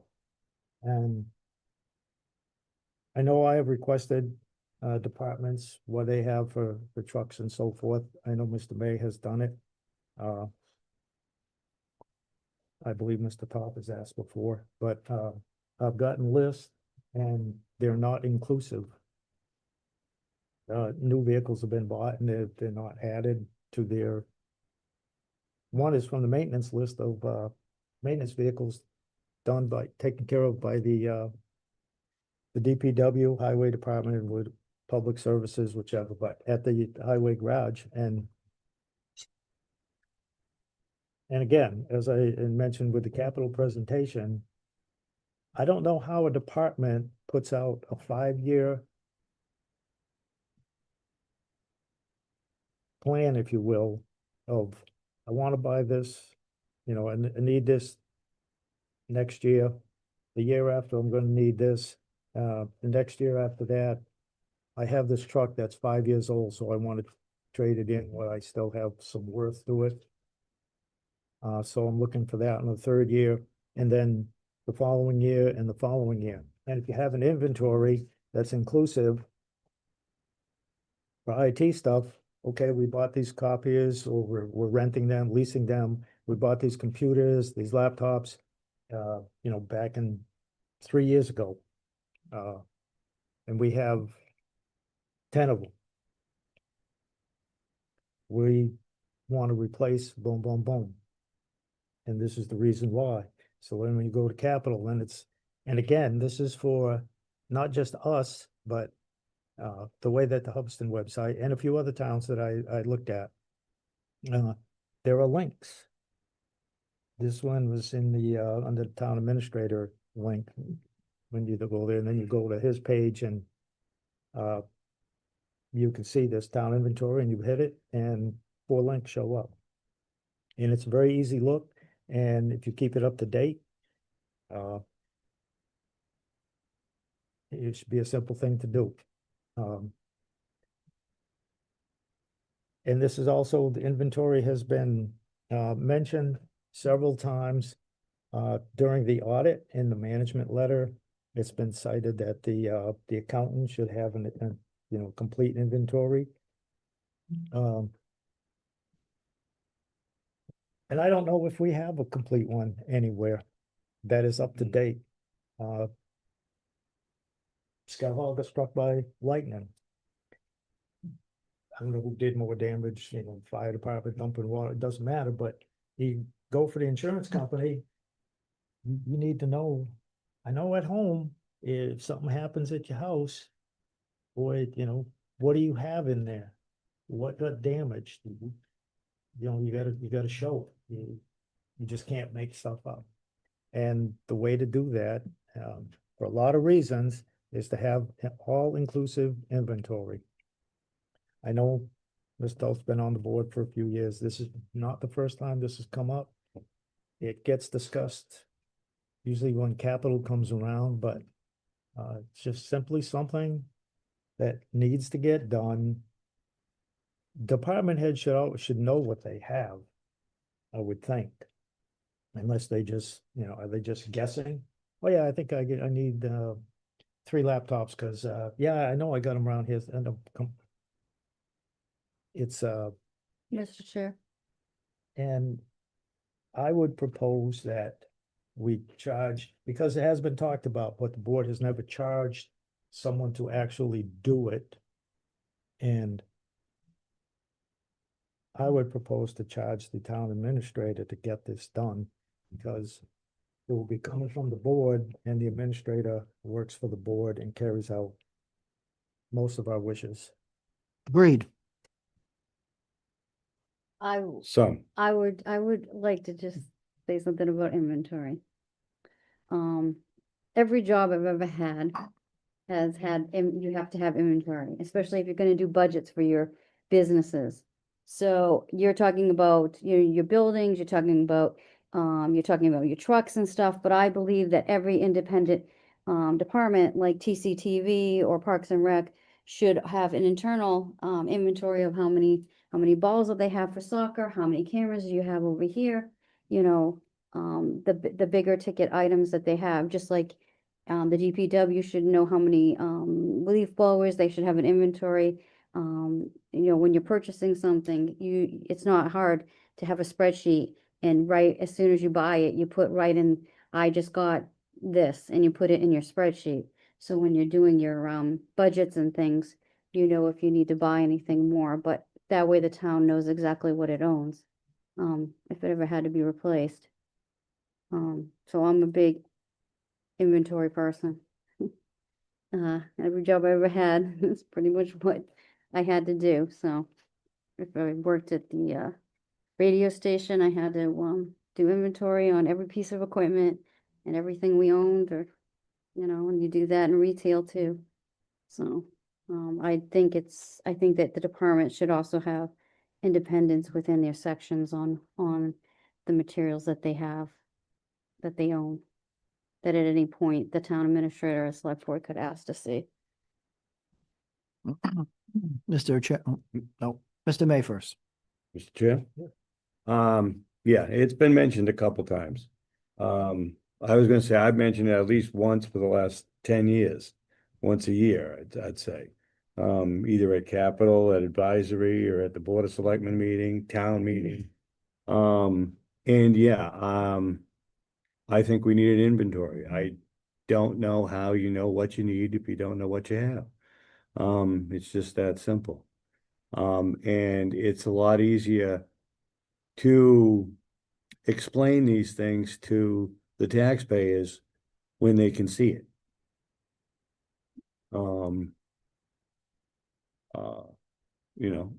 The taxpayers in Templeton are not stupid. They get through their day and they do their business. And they know that if you have a vehicle in New England that's 30 years old, that it's probably in trouble. And it doesn't take a lot to sell that. But, just to say a truck, replacing a truck, nobody knows. But, yeah, I'm all in support of, Mr. Ryan being in charge of this. And, I just want to know what time Monday he'll have it ready. Yeah, I give you till Tuesday, but. Yeah. Oh, you're too generous. Mr. Chair, no, we're happy to do this. We've already started. We're going to start with the vehicles first and then move to the small items such as, you mentioned computers and printers and whatnot.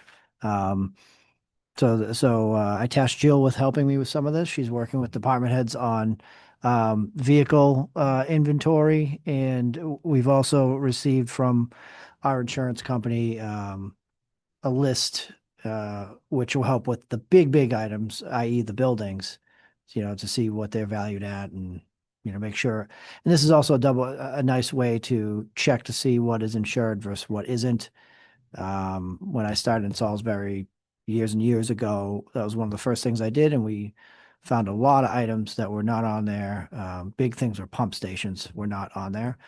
And so we made that correction. So yes, if the board would like to take a formal vote, that would be great. We can formalize it and we will continue working on it.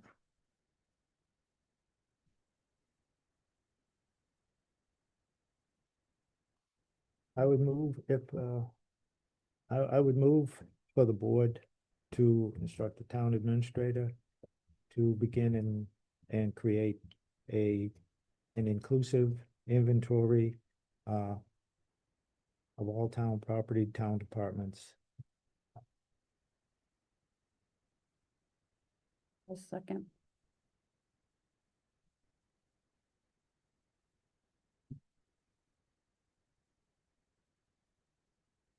Any discussion? Any Yeah, idea? just an idea. I was wondering if we could put some sort of a time structure to that. 2030 maybe. I was thinking more like 3 months, 6 months. Yeah, End of the fiscal year. not a bad one. But just something so that we have a, completion goal date. For some parts of it anyway. End of the fiscal year will be good, and I aim to impress. If I beat that, I look great. So Any data that we get that you have in hand for budget time would be helpful. Mhm. Was thinking like March, right around budget That's presentation. what I I was say thinking. March 7th was sounding Yeah, good to me. sounds good to me too. Or a rough draft one. Well, been waiting to see this begin since 2019. So why don't I have the vehicle part of it completed within the next couple months, because that's mainly what's going to affect your capital. and You can see that the quote unquote doghouse is in bad repair, or the steps out here are not good. But so why don't we start with the vehicle one and get that to you in a couple months? So Excellent. March, whatever. I like that. I like that. I would add the vehicle and the real property should be very doable by March. You mean like the buildings? Mm-hmm. Yeah. Yeah, the buildings are probably easy. There we go. Yeah. Now we're getting somewhere. We heard earlier the SMART, sustainable, measurable, attainable, realistic, timely. This just nailed it.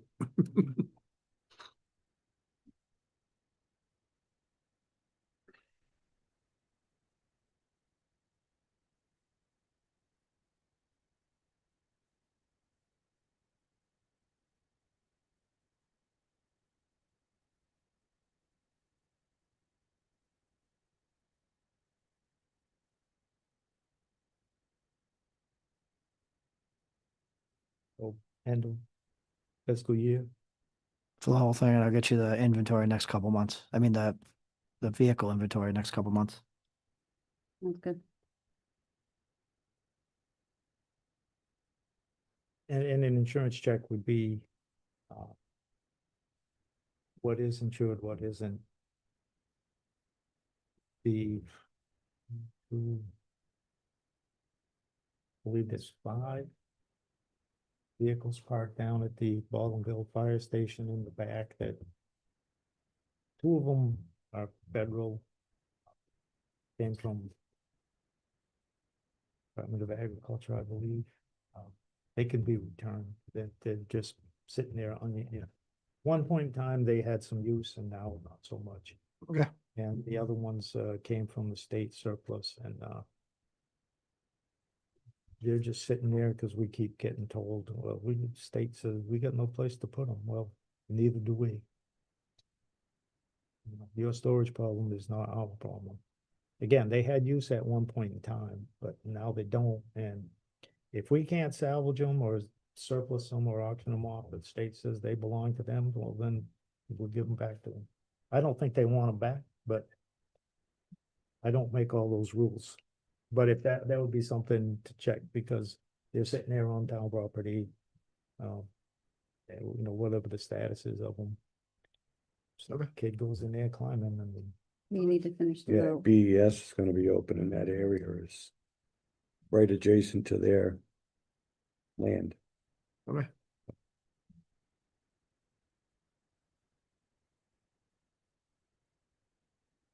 We have to finish the vote still. Yes. Okay.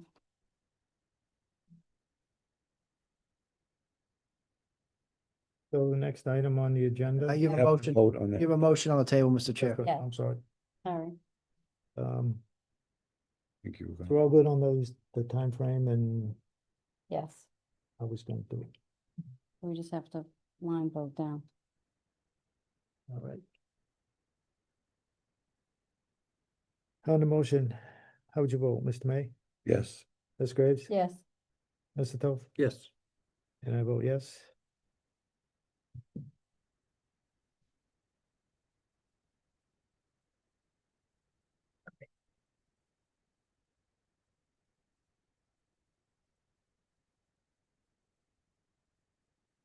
Okay. I used to move on. Mhm. Watching the clock and I'm. Let it snow, let it snow.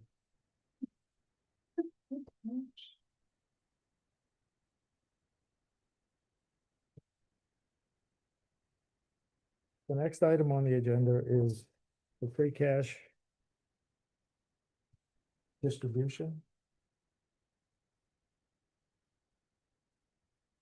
And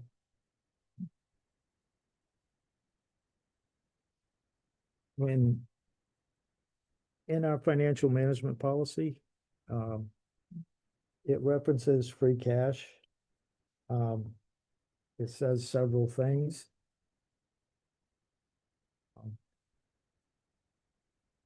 Currently, the percentages are 67.5% reserved for working capital and other town needs.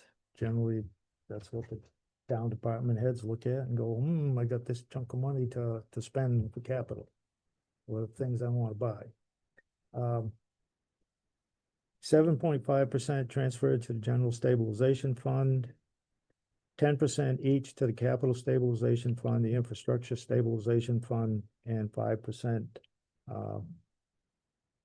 to OPEB. At the last meeting, I had proposed free cash going into the special stabilization fund that was created at the last previous town meeting. I did some research and I thought better of that. So I changed, I increased percentages going to the capital stabilization and infrastructure stabilization fund. And the aim is with the capital stabilization fund, if you follow the policy, the capital stabilization shall maintain a special purpose capital stabilization fund shall serve as a funding source for the town's capital improvement plan. The town shall have a goal to maintain the cap stabilization fund equal to 2% of the prior year's omnibus operating budget. Each year, as pay-as-you-go capital is expended from the fund, the town shall endeavor to replenish the fund with a targeted policy goal. Withdrawals from the fund will be made in accordance with any capital-related policies established by the town. So, just so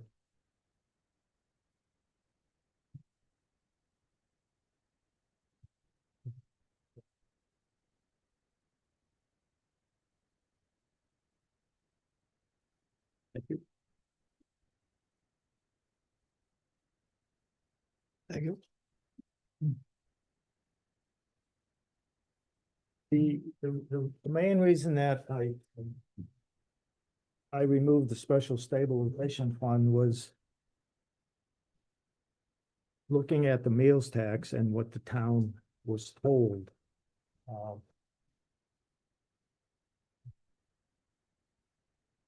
Both when the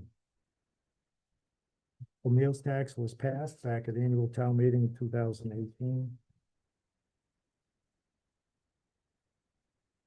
And in the voter's guide, the meals tax was created by the state 2009, estimated Templeton would have 50,000 in revenue. Proven to be very reliable over the years. If adopted, the Board of Selectmen intend to use this as a funding source to meet the town's many needs with respect to replace its rolling stock, cars, trucks, and the like. That passed. The following article was an authorized lease of capital items, police and DPW, 3-year leases, and after that, it just rolled into the pile of cash on the table for the general fund budget. The school said nobody knows where it actually goes. There was a flyer, you can still find it on the town's website. And it explains what the meals tax is, how much it was going to be, what it would have effect on certain amounts on your bill, like 28 cents for a $50 meal for a family of 4. That again, it was to pay for the capital needs of the town. It goes over and over. They talked with businesses and said, this is what we're going to do with this. We understand it'll be used for the town's capital needs. And after 3 years, the town, if town meeting wanted to, you can repeal it, which if we're not going to use it for what we said we're going to use it for, maybe town meeting should do that. Back to free cash. So that is the reason that I removed the special stabilization fund that was already created. We can't put an article on the annual town meeting to designate that.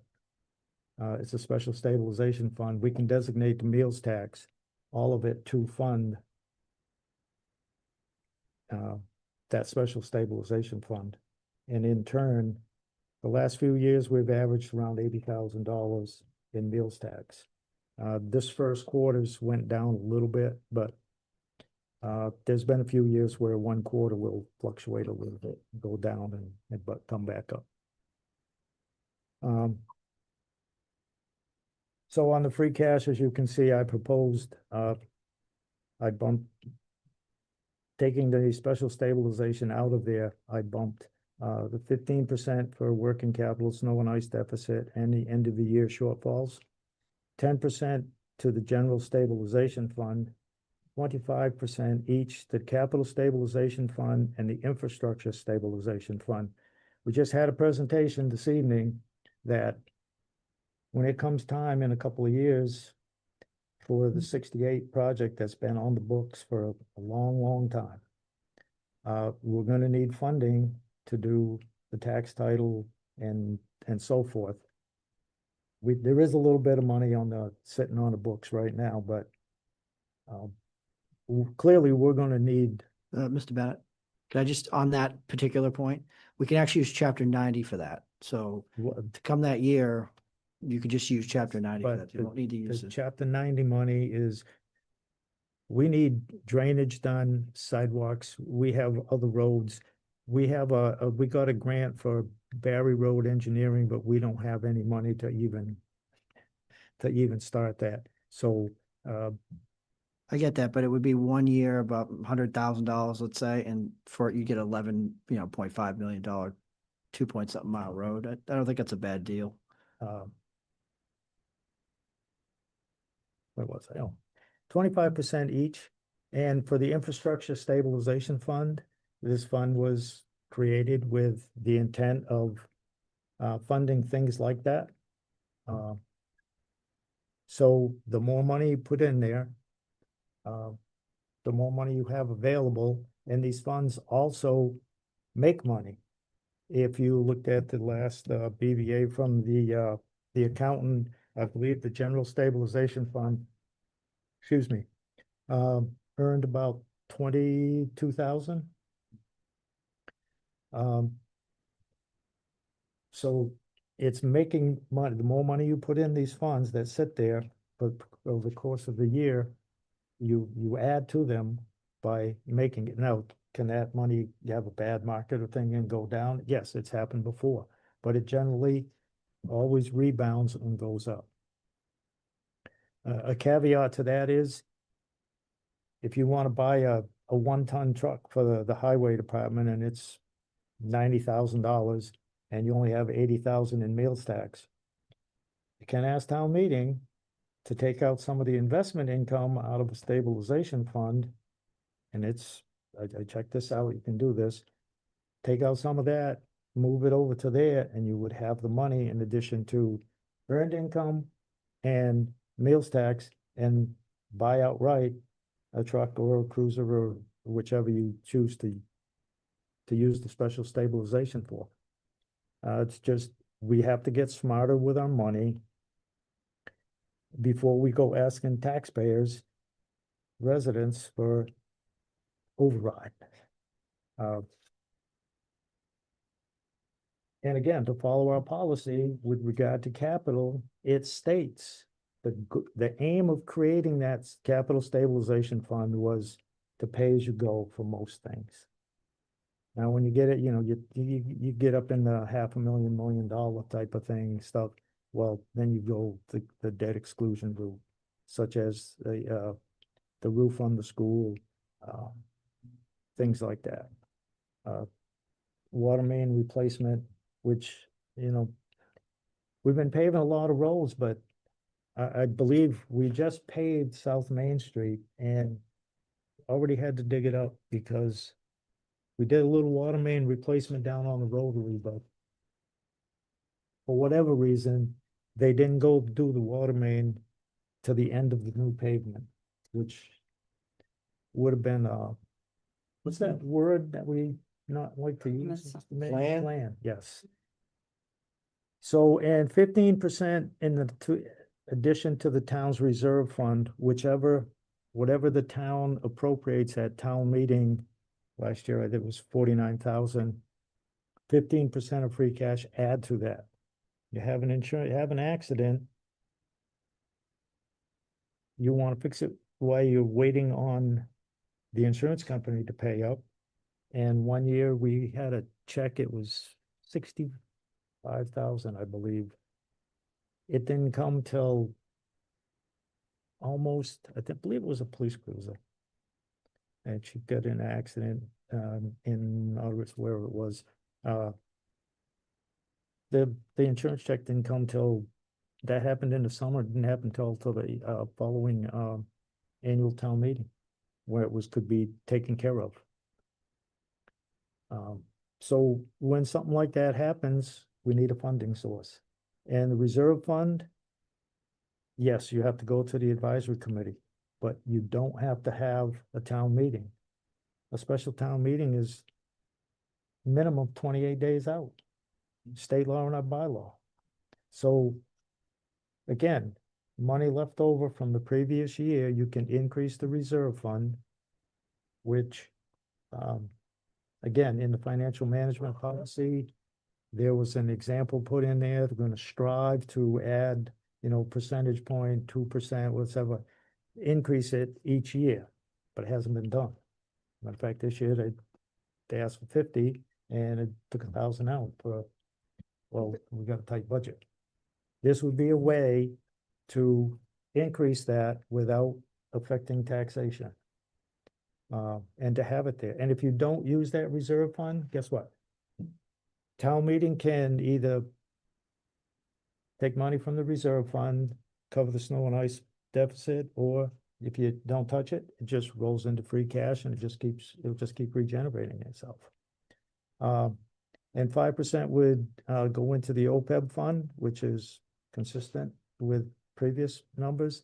And I would allow 5% to roll into the following fiscal year.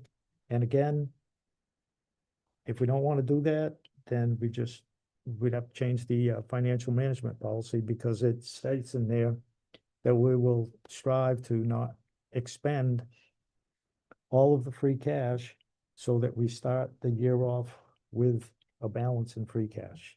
And no, you can't, once July 1 gets there, it's gone until it gets certified. Again, by the DOR, but that's not always a bad thing either. And if you look, this is what it started out with when I first got on the board. And this is the October 2020 voters guide. This was the deposits made into the general capital and OPEB funds. This was 50% reserved for working capital. 21 and 22, either or, it went to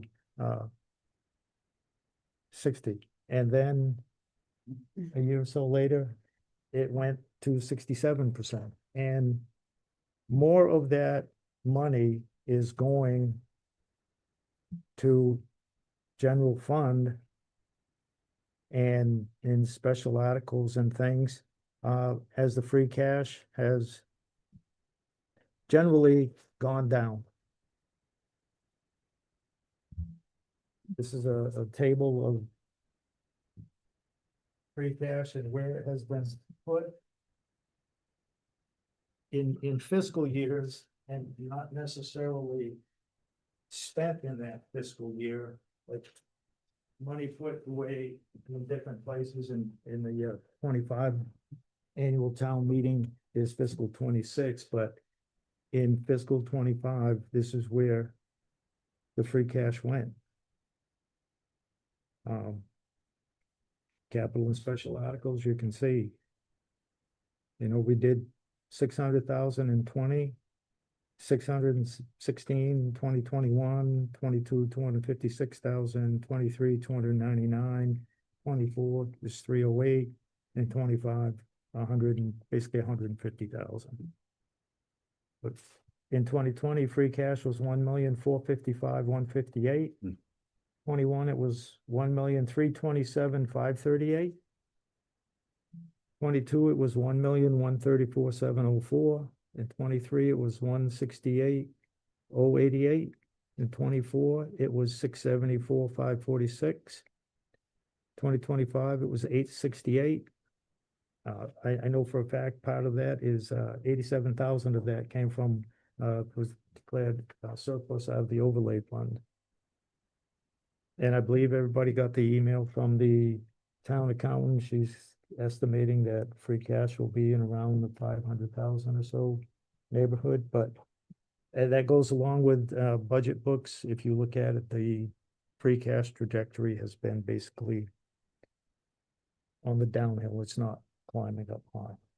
And 50% for working and other things, and snow and ice and shortfalls and deficits and amendments, to 60% and then to 67.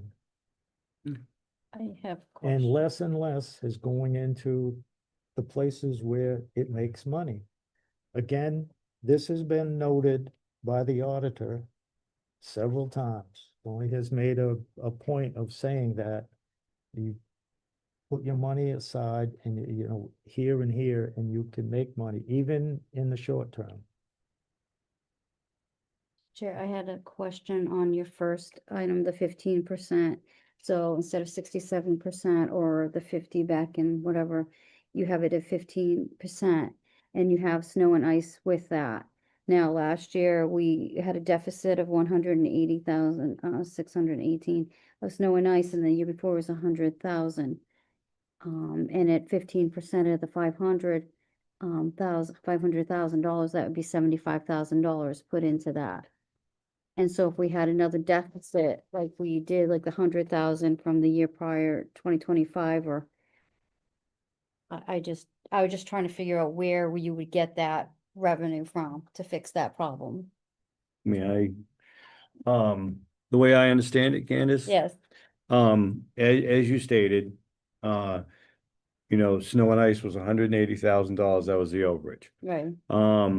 Well, if you take that as a number, just plain and simple, and you take the 500,000 like we're talking about, 15% of the 500,000 is 90 grand or 75 grand. 75, yeah. Okay, so we got 75 grand there, and then you're taking 15% and you're putting it into the reserve also. So you can take it from that bucket? On top of the 50 that we generally put in anyways, you have 125 and 75, so you have $200,000. Okay, So there, you know, technically is enough money there.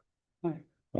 In a case like that, but I believe the intent, and correct me if I'm wrong, is to up the snow and ice number in the general fund budget. That was put forth and talked about a few years back. That was a question at town meeting. And again, in the financial review, it's 140,000 or so average. We're below the budget, under what we have been spending. So you're saying too, with the 15% for the capital items, so say we were to go with any of the items that were recommended, again, at 15% at $500,000, you're looking at $75,000, but you have the bucket over here, which is transfer a capital stabilization. Is that what you're talking about? That you can grab it from there and there? So similar to CPC type of style, The- in a way. The working capital Yeah. thing is just free range money, so to like, okay, I'll take that to take care of Yeah. the snow and ice budget, which when you get to the end of the annual town meeting, the winter should be over with. You should have most of the bills. If not, the DPW would have to be, should be encumbering money before the end of the fiscal year. Which one of these, I'm just gonna refer to as buckets, it's easier for me. Which one of these items would you be putting your meals tax money, once it comes into general revenues, to ask the, you know, to do a vote or whatever, to have the account, that's the ultimate on the floor. Everybody talks about taking that meals tax money and sticking it in its own bucket, its own line item, its own, That's agenda. special stabilization The paper- account. That would be the special It's one. not in this list, because Not it's in not there part of free because- cash. It Oh, was created, but there was no money. Someone attempted to put money into it, but the town meeting was talked out of doing that. So we have a special stabilization fund with no funding source for it. And that's why I removed it out of using free cash to fund it. Because I went back and was reading some stuff, Yeah. looking for something, and I came across what town meeting was told back in 18. You pass the meals tax, we're gonna use that to buy police cruiser and one-tons for the DPW. If we tell town meeting we're gonna do that, as far as I'm concerned, town meeting ought to abolish the meals tax, because we're not using it for what we told them we would use it for and what they voted for. And it's hard to go ask them for anything when you have a track record of, yes, we'll do this, yeah, we need money for that, they give it to you, and then you go do something else with it. Anybody show me where the infield groomer is? Can anybody show me where the dump body for the 10-wheel dump truck is? Well, groomer, I Can can. anybody show me what we've been doing with the meals tax? Outside of those first 3-year leases? We haven't. So what you're saying is so the goal is so that when it comes into the general fund is to have it put into that account that it's not, that line item, it hasn't been put in. The meals tax, Yeah. if you, yes, the town meeting vote designates the meals tax to be planted there. So each quarter when it comes in, that's where it will get, But it's not currently being done. it's not currently. But we want Amber to move in that direction. Yeah, Right, that, well, hold on, Mr. Chair, yes, when revenue's coming in, so in the meals tax is general fund revenue, you can't just move it to a stabilization fund. You'd have to have an appropriation at town meeting to take a lump sum of money equivalent to the meals tax and put it into the stabilization fund. But I guess my question would be, what is the point of doing that if the meals tax is only generating about 70,000-80,000 and that's what a police cruiser goes for? So it looks like we're proposing to buy a new police cruiser. So that's your meals tax right there. So why would we move anything to a stabilization fund? Wouldn't it make sense when we're doing our budgeting to say, okay, this is the meals tax coming in when we're doing our revenue projection. And so when people ask at town meeting, the meals tax was X amount of money and we purchased a police car worth X amount of money. But if you don't use if you don't use all the money, like say there's $10 still on the table, Yeah. then it's still sitting in that meals tax line item account. I mean, I guess you could move 5,000 over or something, but I mean, you're basically going to spend it all. And I think in short time, the cost of a police cruiser is going to exceed your meals tax anyway. Unless you have like a boom of restaurants and stuff. Mr. Chair.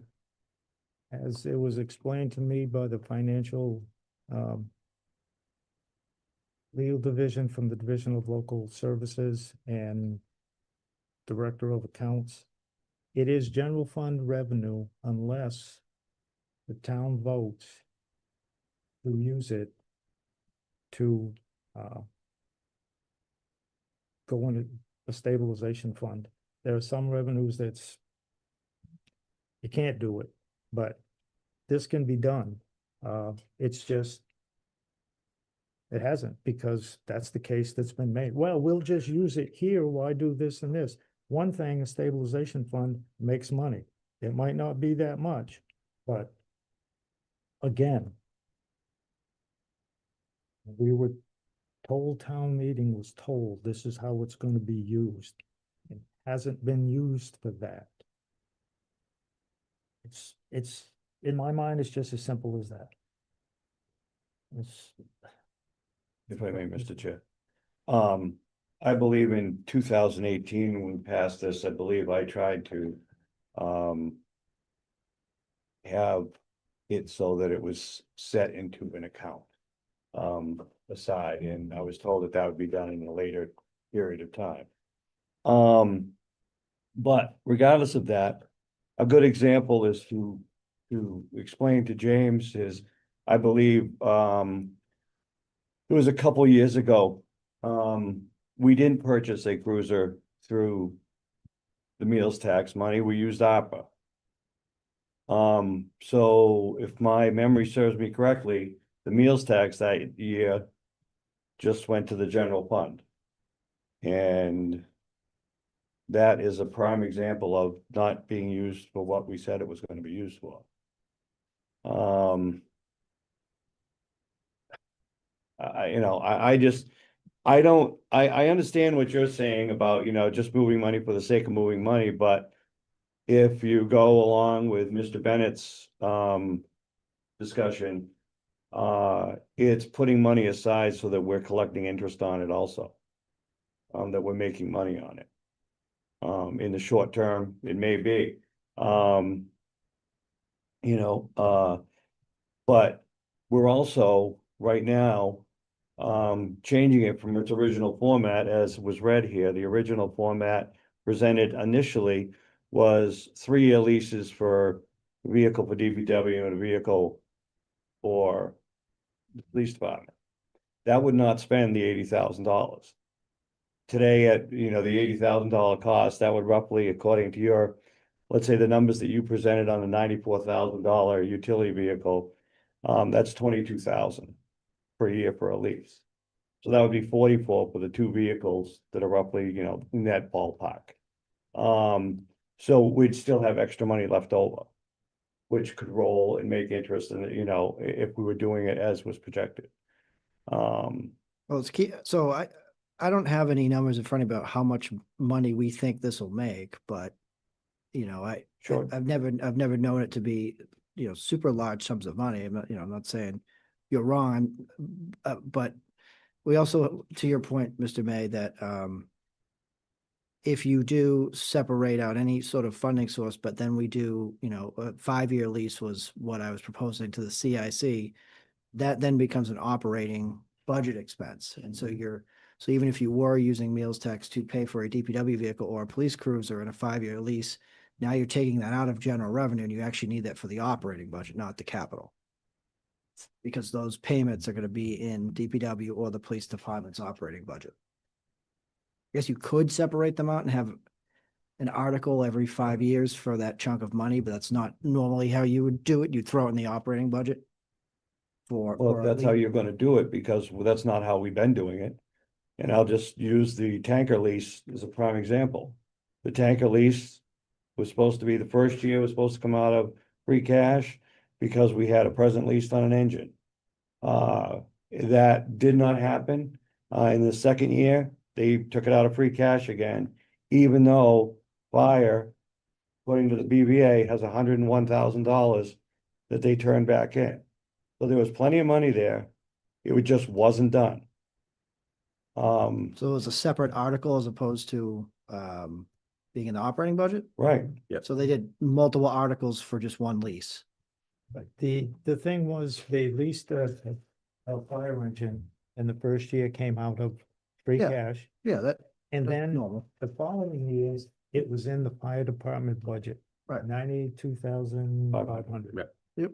The tanker lease, the first year, 97,000, some change. You had to add like 5,000 Yep. into was gonna come out of free cash.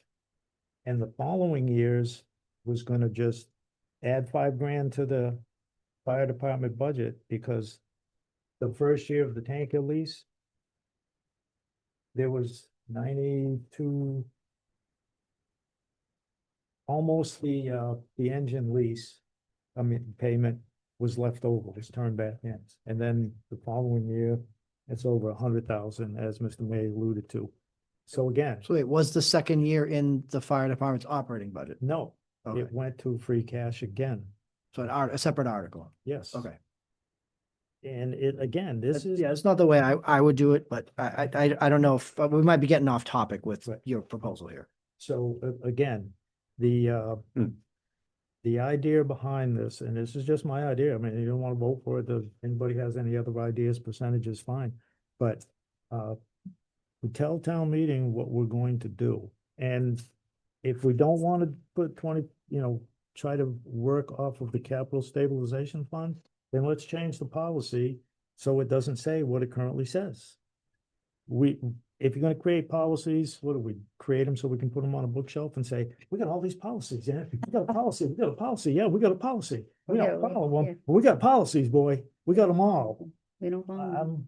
I'm tired of it personally, as a resident and as a board member, of putting this stuff out there, and then we turn around and just don't even pretend to follow it. And the residents notice this. Mr. Toth. I'm Yep. sorry. Not to muddy the waters. Yeah.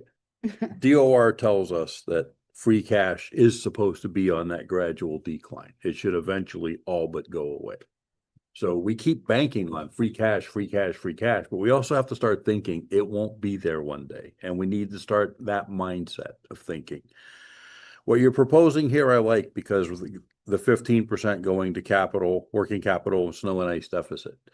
And for Ms. Glaves to help make it clearer, whenever we have a deficit, what we're supposed to do, according to DLS and DOR, is re-infuse that money that we overspent. Snow and ice is the one line item we can overspend legally without getting into trouble. We have not been doing that. And we are also not bolstering how do we come up with additional funds for snow and ice? And then we're going to throw the funny little 2.5% rule on top of that. So it really limits where we can go with it. And you sit there playing the game. The other comment I wanted to make, we're talking about what happened with the meals tax. Yes, in 2018, it was proposed. What went out on town floor was not the original game plan because it was a 5-year rolling police car, DPW truck, police car, monies infused to replace a major piece of fire apparatus. And then reset police car, DPW truck, police car, fire. We were never going to get to the point of being able to buy a fire truck. That was a given, but we were starting to build toward that. And the tanker was just a whole side thing where last year at annual town meeting, it was like, well, let's not pay the lease. Wait a minute, you want to put us in default on a lease? No, we can't do that. That affects not only our ability to keep and secure the vehicle, that has an impact on everybody's homeowners' fire protection insurance. Plus that has a big impact on the town's ability to borrow and what is our credit rating. So that was kind of the no-brainer, keep that where it was. And yeah, we did some juggling, and this board, Jeff, you were on it back in March, April, when we really had to get a little wonky one night for about 2 hours. And okay, let's move this line item to here. Let's move this line. Let's make something that actually made sense, because we were looking at a few $100,000 deficit overall that we kind of moved the walnut and the pea around, but we got to where we needed to be. So, and again, just like has been done already, if we go with these percentages and down the road, next fiscal year, next year's, free cash, whatever, how if it doesn't work so well, We can we can redo it. change them around. Yeah. I mean, we went from 50 to 60 to 67.5. I mean, you can go down, and if it doesn't work, collect the information, the data, and Bring it back up. okay, we have the data, this doesn't work so hot, so we'll tweak this, and this. And again, we also have investment income that we can from the DLS stabilization funds, dedication of revenue stream into a stabilization fund. Once you accept chapter 40, section 5B, 2/3 vote, you can dedicate as long as it happens before July 1, you can dedicate a revenue stream to a stabilization fund. And if you want to discontinue that, you do the same process, you just in reverse. You can move money from stabilization fund to stabilization fund. May deposit stabilization funds in trust and make money, invest it here. Again, that's all it's been. And we pay good money. We pay, we may not pay the worth of the audit, but we pay for an audit, and he comes here and he presents it.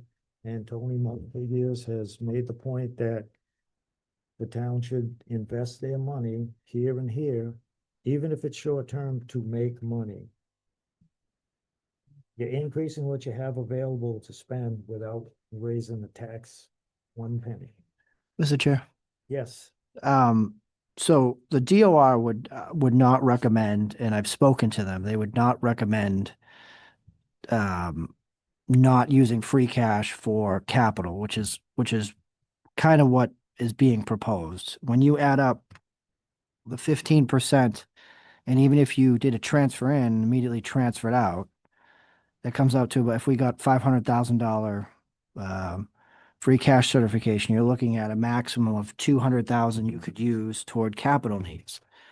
The CIC has submitted items to you. I think I don't have it right in front of me, but I thought when I was at the last meeting that I was at was around 300,000. Is Liz here?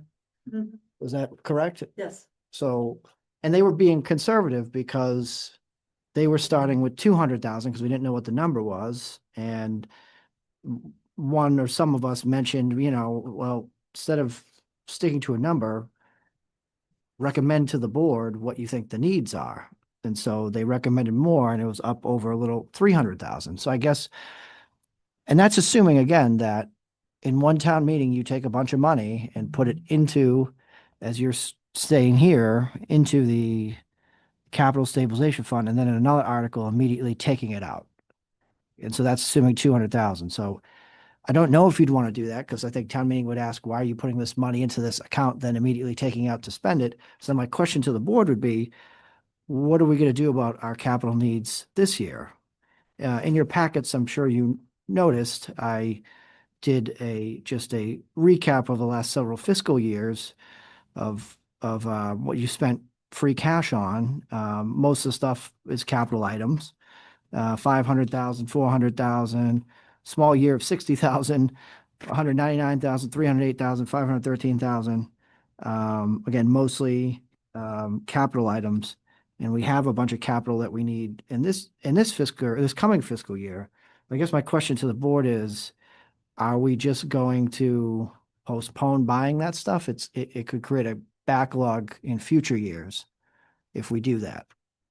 So that's my question, I guess, to the board. I like saving as much as the next person. I just don't want to see us punish ourselves because a prior iteration of the board made decisions with free cash that this board didn't like, because you don't need to change the policy to avoid making those decisions. You can just not make them. And I don't want to see us tie our hands when we have present capital needs. So that's my question, I guess. So, for starters, I would not be in favor of putting money into capital stabilization and then taking it right back out. You're just not getting it this year. When I have my inventory, I'll think about that. That is how I will vote. I'm telling you right now. Yep. So I'm gonna have, so I'll have the vehicle inventory to you in a couple months, plus a 5-year capital plan. So, and this board hasn't even reviewed capital yet, through our budgetary process or the operating budget. So I guess maybe the board, I'm suggesting to the board is now the right time to make a policy change like this.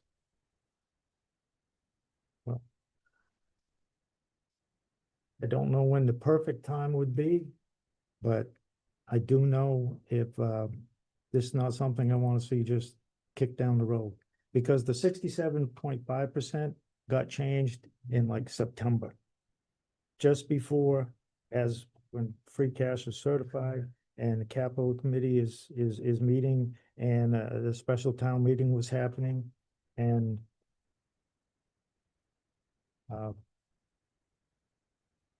by the way, we are supposed to have a 3-year plan to get out of using free cash to support the general fund budget. And since we used free cash last year for the general fund and for the school assessment and to support an enterprise fund, TCTV, that would be another thing for you to start on, is to have a 3-year plan to get out of the board putting the town meeting using free cash to budget off of. Mhm. I mean, that'll be a part of the FY27 budget process. I'm going to do my best not to recommend using any free cash in operating budget because I don't believe in doing it. I mean, it's not illegal, but it's It's not a bad good practice. I get it. And we have to find that 168,000.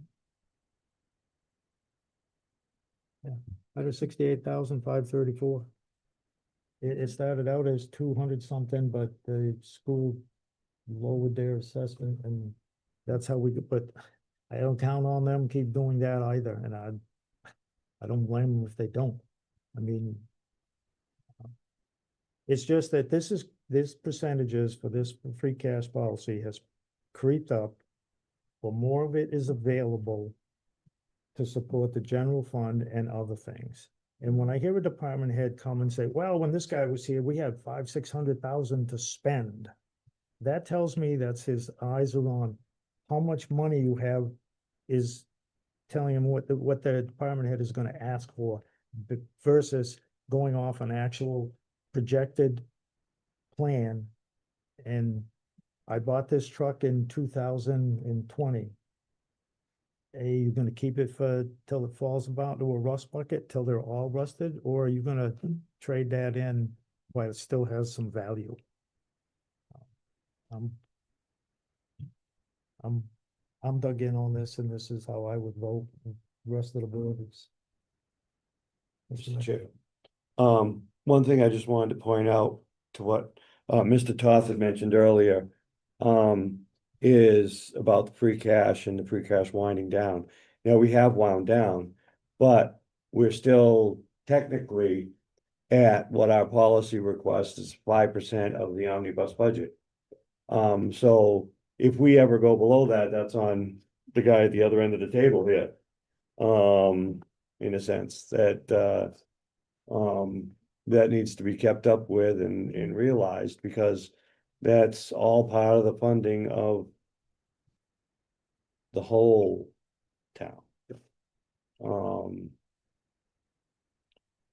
And I don't doubt that, you know, we may, you know, with this, it depends on how the budget produces and so forth.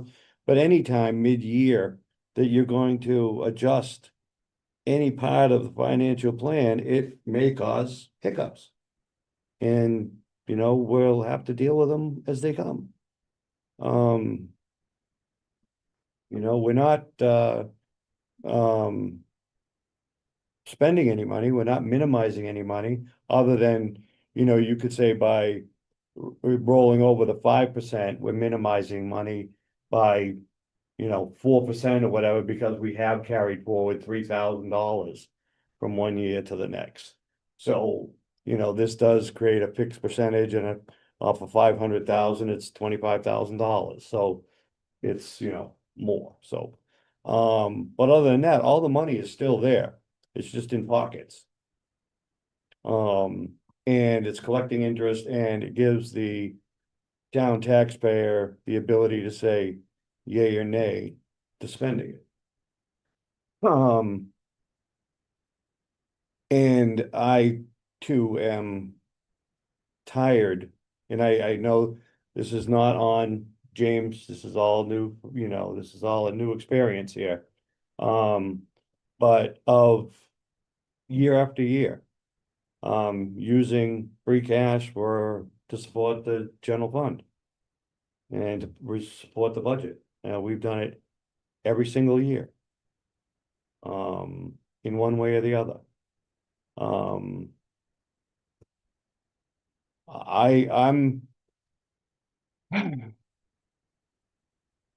I'm about as comfortable as I can get with these numbers, because I don't like where it was. I don't think putting 7.5% into the general stabilization was remotely sufficient. Especially when we've just taken out, you know, hundreds of thousands of dollars out of it that won't be replaced for 8 years at that rate. You know, so I'm good with this. And I guess that's where I'll leave it.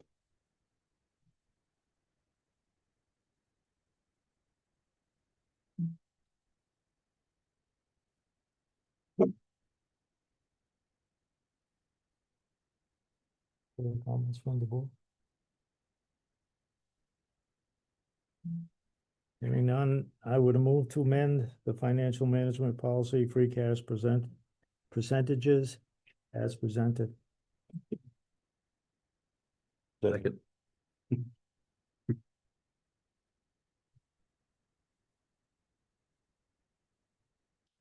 Any further discussion on the motion? Hearing none, how would you vote, Mr. May? Yes. Ms. Graves? Yes. Mr. Toth? Yes. And I vote yes.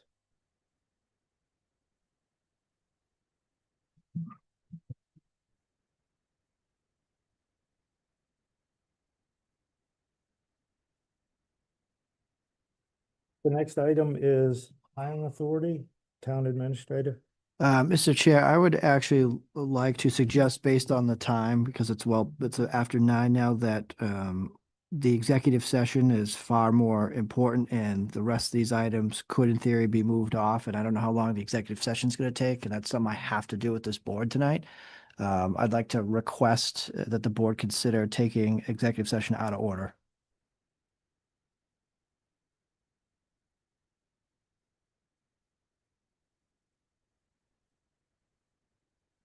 And depending on, how long it takes us to get done, we come back into regular session. So you want to pass on your hiring authority? You just want to wait until after the exec? Wait until after the executive session, see how much time's left, and if we're getting close to it, I'd like to jump to Mr. Toth's thing and then again, see how much time we have left.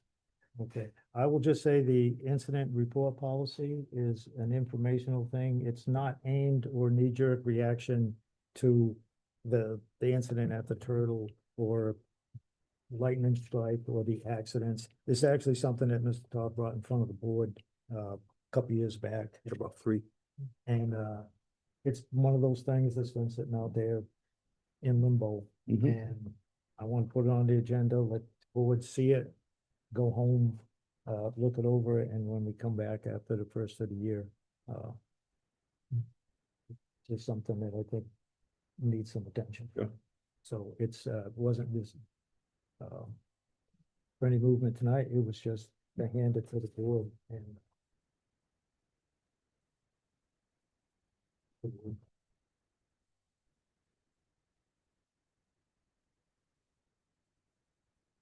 Mr. Toth.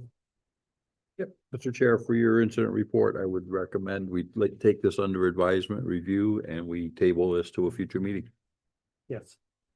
So on your item N. Yes, I'll be real fast on item N.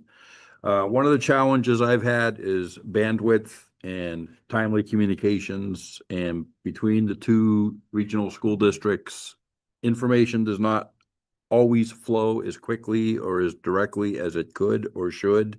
I'm finding I don't have the ability to fulfill the requirement to be the liaison. So that was my request. If anybody is interested, I would not have a heartache relinquishing that responsibility. Aren't you guys assign Lisa? That was a joke. That would be cruel. Okay.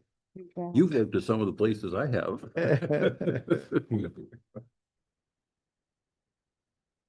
And we don't have to act on this tonight. I have the same, I mean, I've just got Starlink, so I'm working on it, but I can't hear, I've tried to watch the school board meetings and I can't hear anything they're talking. Yeah. It's so low, I don't. Well, the good thing is they rendered no school committee meetings or anything between now and after the first of the year. I don't, Believe that's correct. I'm As we're about to go into holiday breaks. I'm going out on the left field now. So just, and Lisa's not here tonight either, so. Correct. You'd be fine with this. We can table to a future meeting.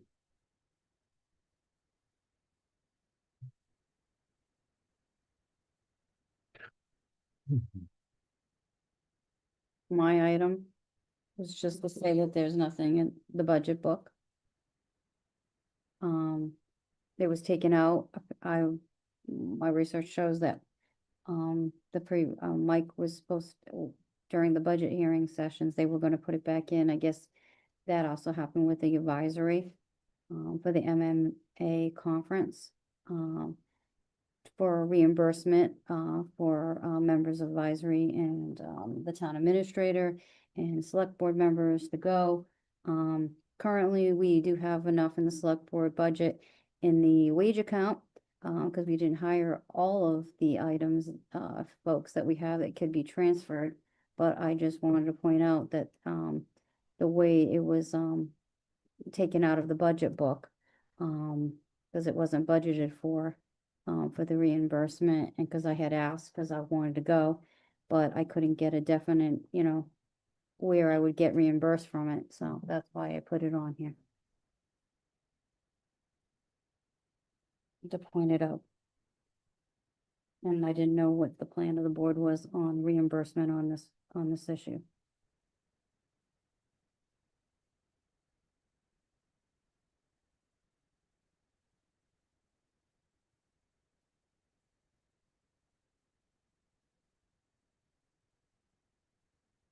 I haven't actually decided whether, well, I'm pretty sure I'm not going, because all the useful information I could get out of that, I can get on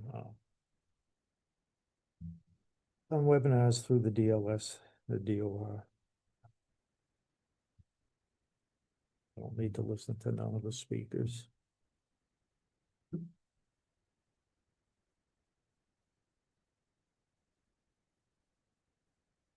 That was a budget cut that just, that's the way it went. I just didn't know if we were going to do any reimbursements to the town administrator or to any other that were going to be going to the conference, and if we were be able to take it out of like our, transfer it from our wage account to our employee support account in order to support said endeavor. I mean, you do get a lot out of those things. It's not just you can get stuff on the internet, but you can also you're in person with people, you can ask more questions, you make more contacts, you can you go to the trade show, you get to see the new and bigger the things, so it helps when you're voting on items with the for instance, like if you're looking at the school and you're looking at the replacement of that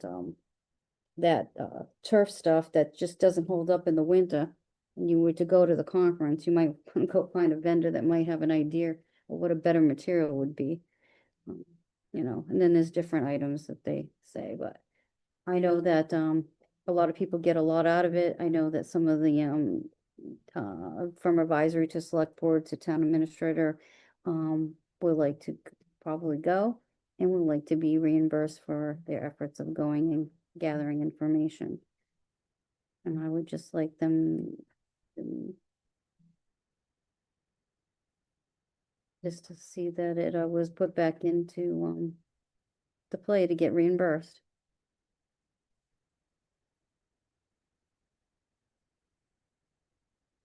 Anyone else have anything on that?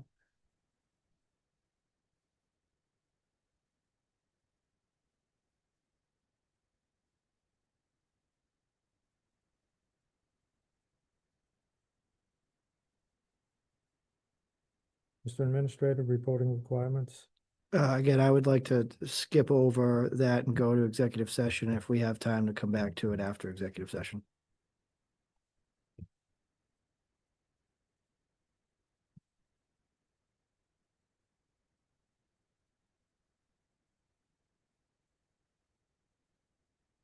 Board member comments, Mr. May. Yes. I have a comment. I would like to have either us or the town administrator review the special articles, because we seem to have, and we have over the last years, but I think there's a better way. We've had projects, we've had other special articles throughout the years that go in for a specified amount of money. I'm just gonna throw out some numbers here. Let's say we put $80,000 in a special article.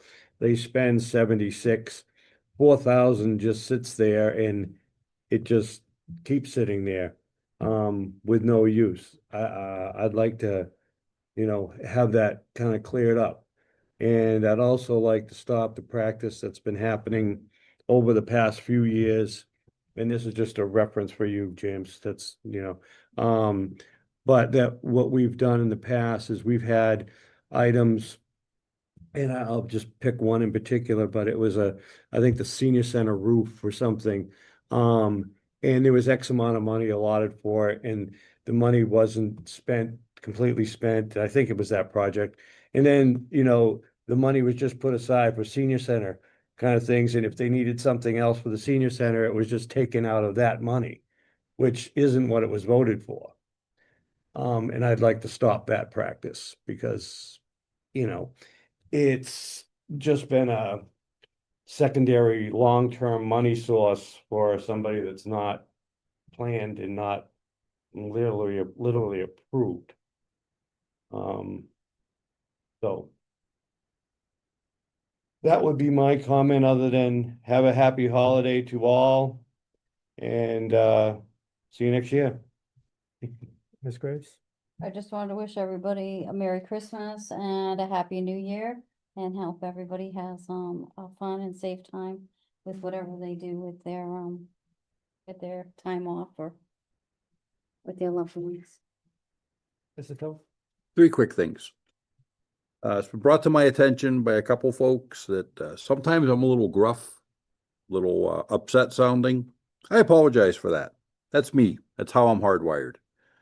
I'm retired military. I live with data and compliance. My current job is based on data and compliance, and sometimes the nonsense just gets to me. So I'll work on my own attitudes with all that. That said, I don't want to flog the dead horse, and I always feel bad that I'm the guy bringing it forward. But if anybody was paying attention, Mr. Dow, Ernie Dow of Dow Shoes, passed last week. The gentleman was 103 years old. God rest his soul. I did make the calling hours. I did chat with the family briefly. And pardon the pun, he left some huge shoes to fill in the greater Gardner area. They did. He truly did. That man was a godsend to his profession. You could walk in the door, he could look at you and tell you things about your feet that you never even knew. And they don't make them like that anymore. They just don't. And the last thing I want to do, I always like to end on a positive if possible. Citizens' feedback. Our last meeting, I had brought up the concerns over on State Road and Baldwin Drive with the lack of the snow plowing of the sidewalks. One of the citizens who had approached me has approached me again recently. Very pleased that he saw it got done. Part of the concern in the time he's resided over there, he's seen 3 or 4 fatalities, does not want to see another one. I absolutely agree with that. He also did ask me to convey to the board that we don't often hear it, but a lot of folks see what is being done. They appreciate what is being done. And they're glad to see the people sitting in the board, taking the stance, making the hard decisions, and not necessarily bending over and knuckling under to peer pressure or negative reviews and input. And I thought that went a long way. And I told him I was going to use his words tonight and share that with the board. So Thank you, Tim. it was well done. I'm rough around the edges. I'm just a grouchy old Marine. That's all there is to it. Merry Christmas, and have a good New Year to all out there. First off, I would make a motion for the board to work past 10 p.m. Second. On the motion, how would you vote, Mr. May? Yeah. Ms. Graves? Yes. Ms. Toth? No, I'm optimistic. We're going to be done before 10. I vote yes. I'm with you. Mr. Chair, looking at the time, that's almost 9:30 now. I will postpone my 2 other agenda items for the next meeting, so we just need to do the executive session now. All right. At this time, I move the board go into executive session in the select board office under Massachusetts General Law, Chapter 30A, Section 21A3, to discuss strategy with respect to collective bargaining with the Public Works Union Local 39, as an open meeting may have a detrimental effect on the bargaining position of the town, and the chair so declares. I do. The board will reconvene in open session only for the purpose of adjourning the meeting in the conference room. Mr. Chair, could I just ask, so are you, We're going to the other room, so. right, but are you, everything that we skipped over, is that being tabled for next week? Yes. Yes. So in other words, I'll we come can back. pack up. You can go. Yes. And you can take your time. Can doing go it. while we're going. Do we have a second? Hey, Second. On the motion to enter executive session, how would you vote, Mr. May? Yes. Ms. Graves? Yes. Mr. Toth? Yes. Bennett votes yes.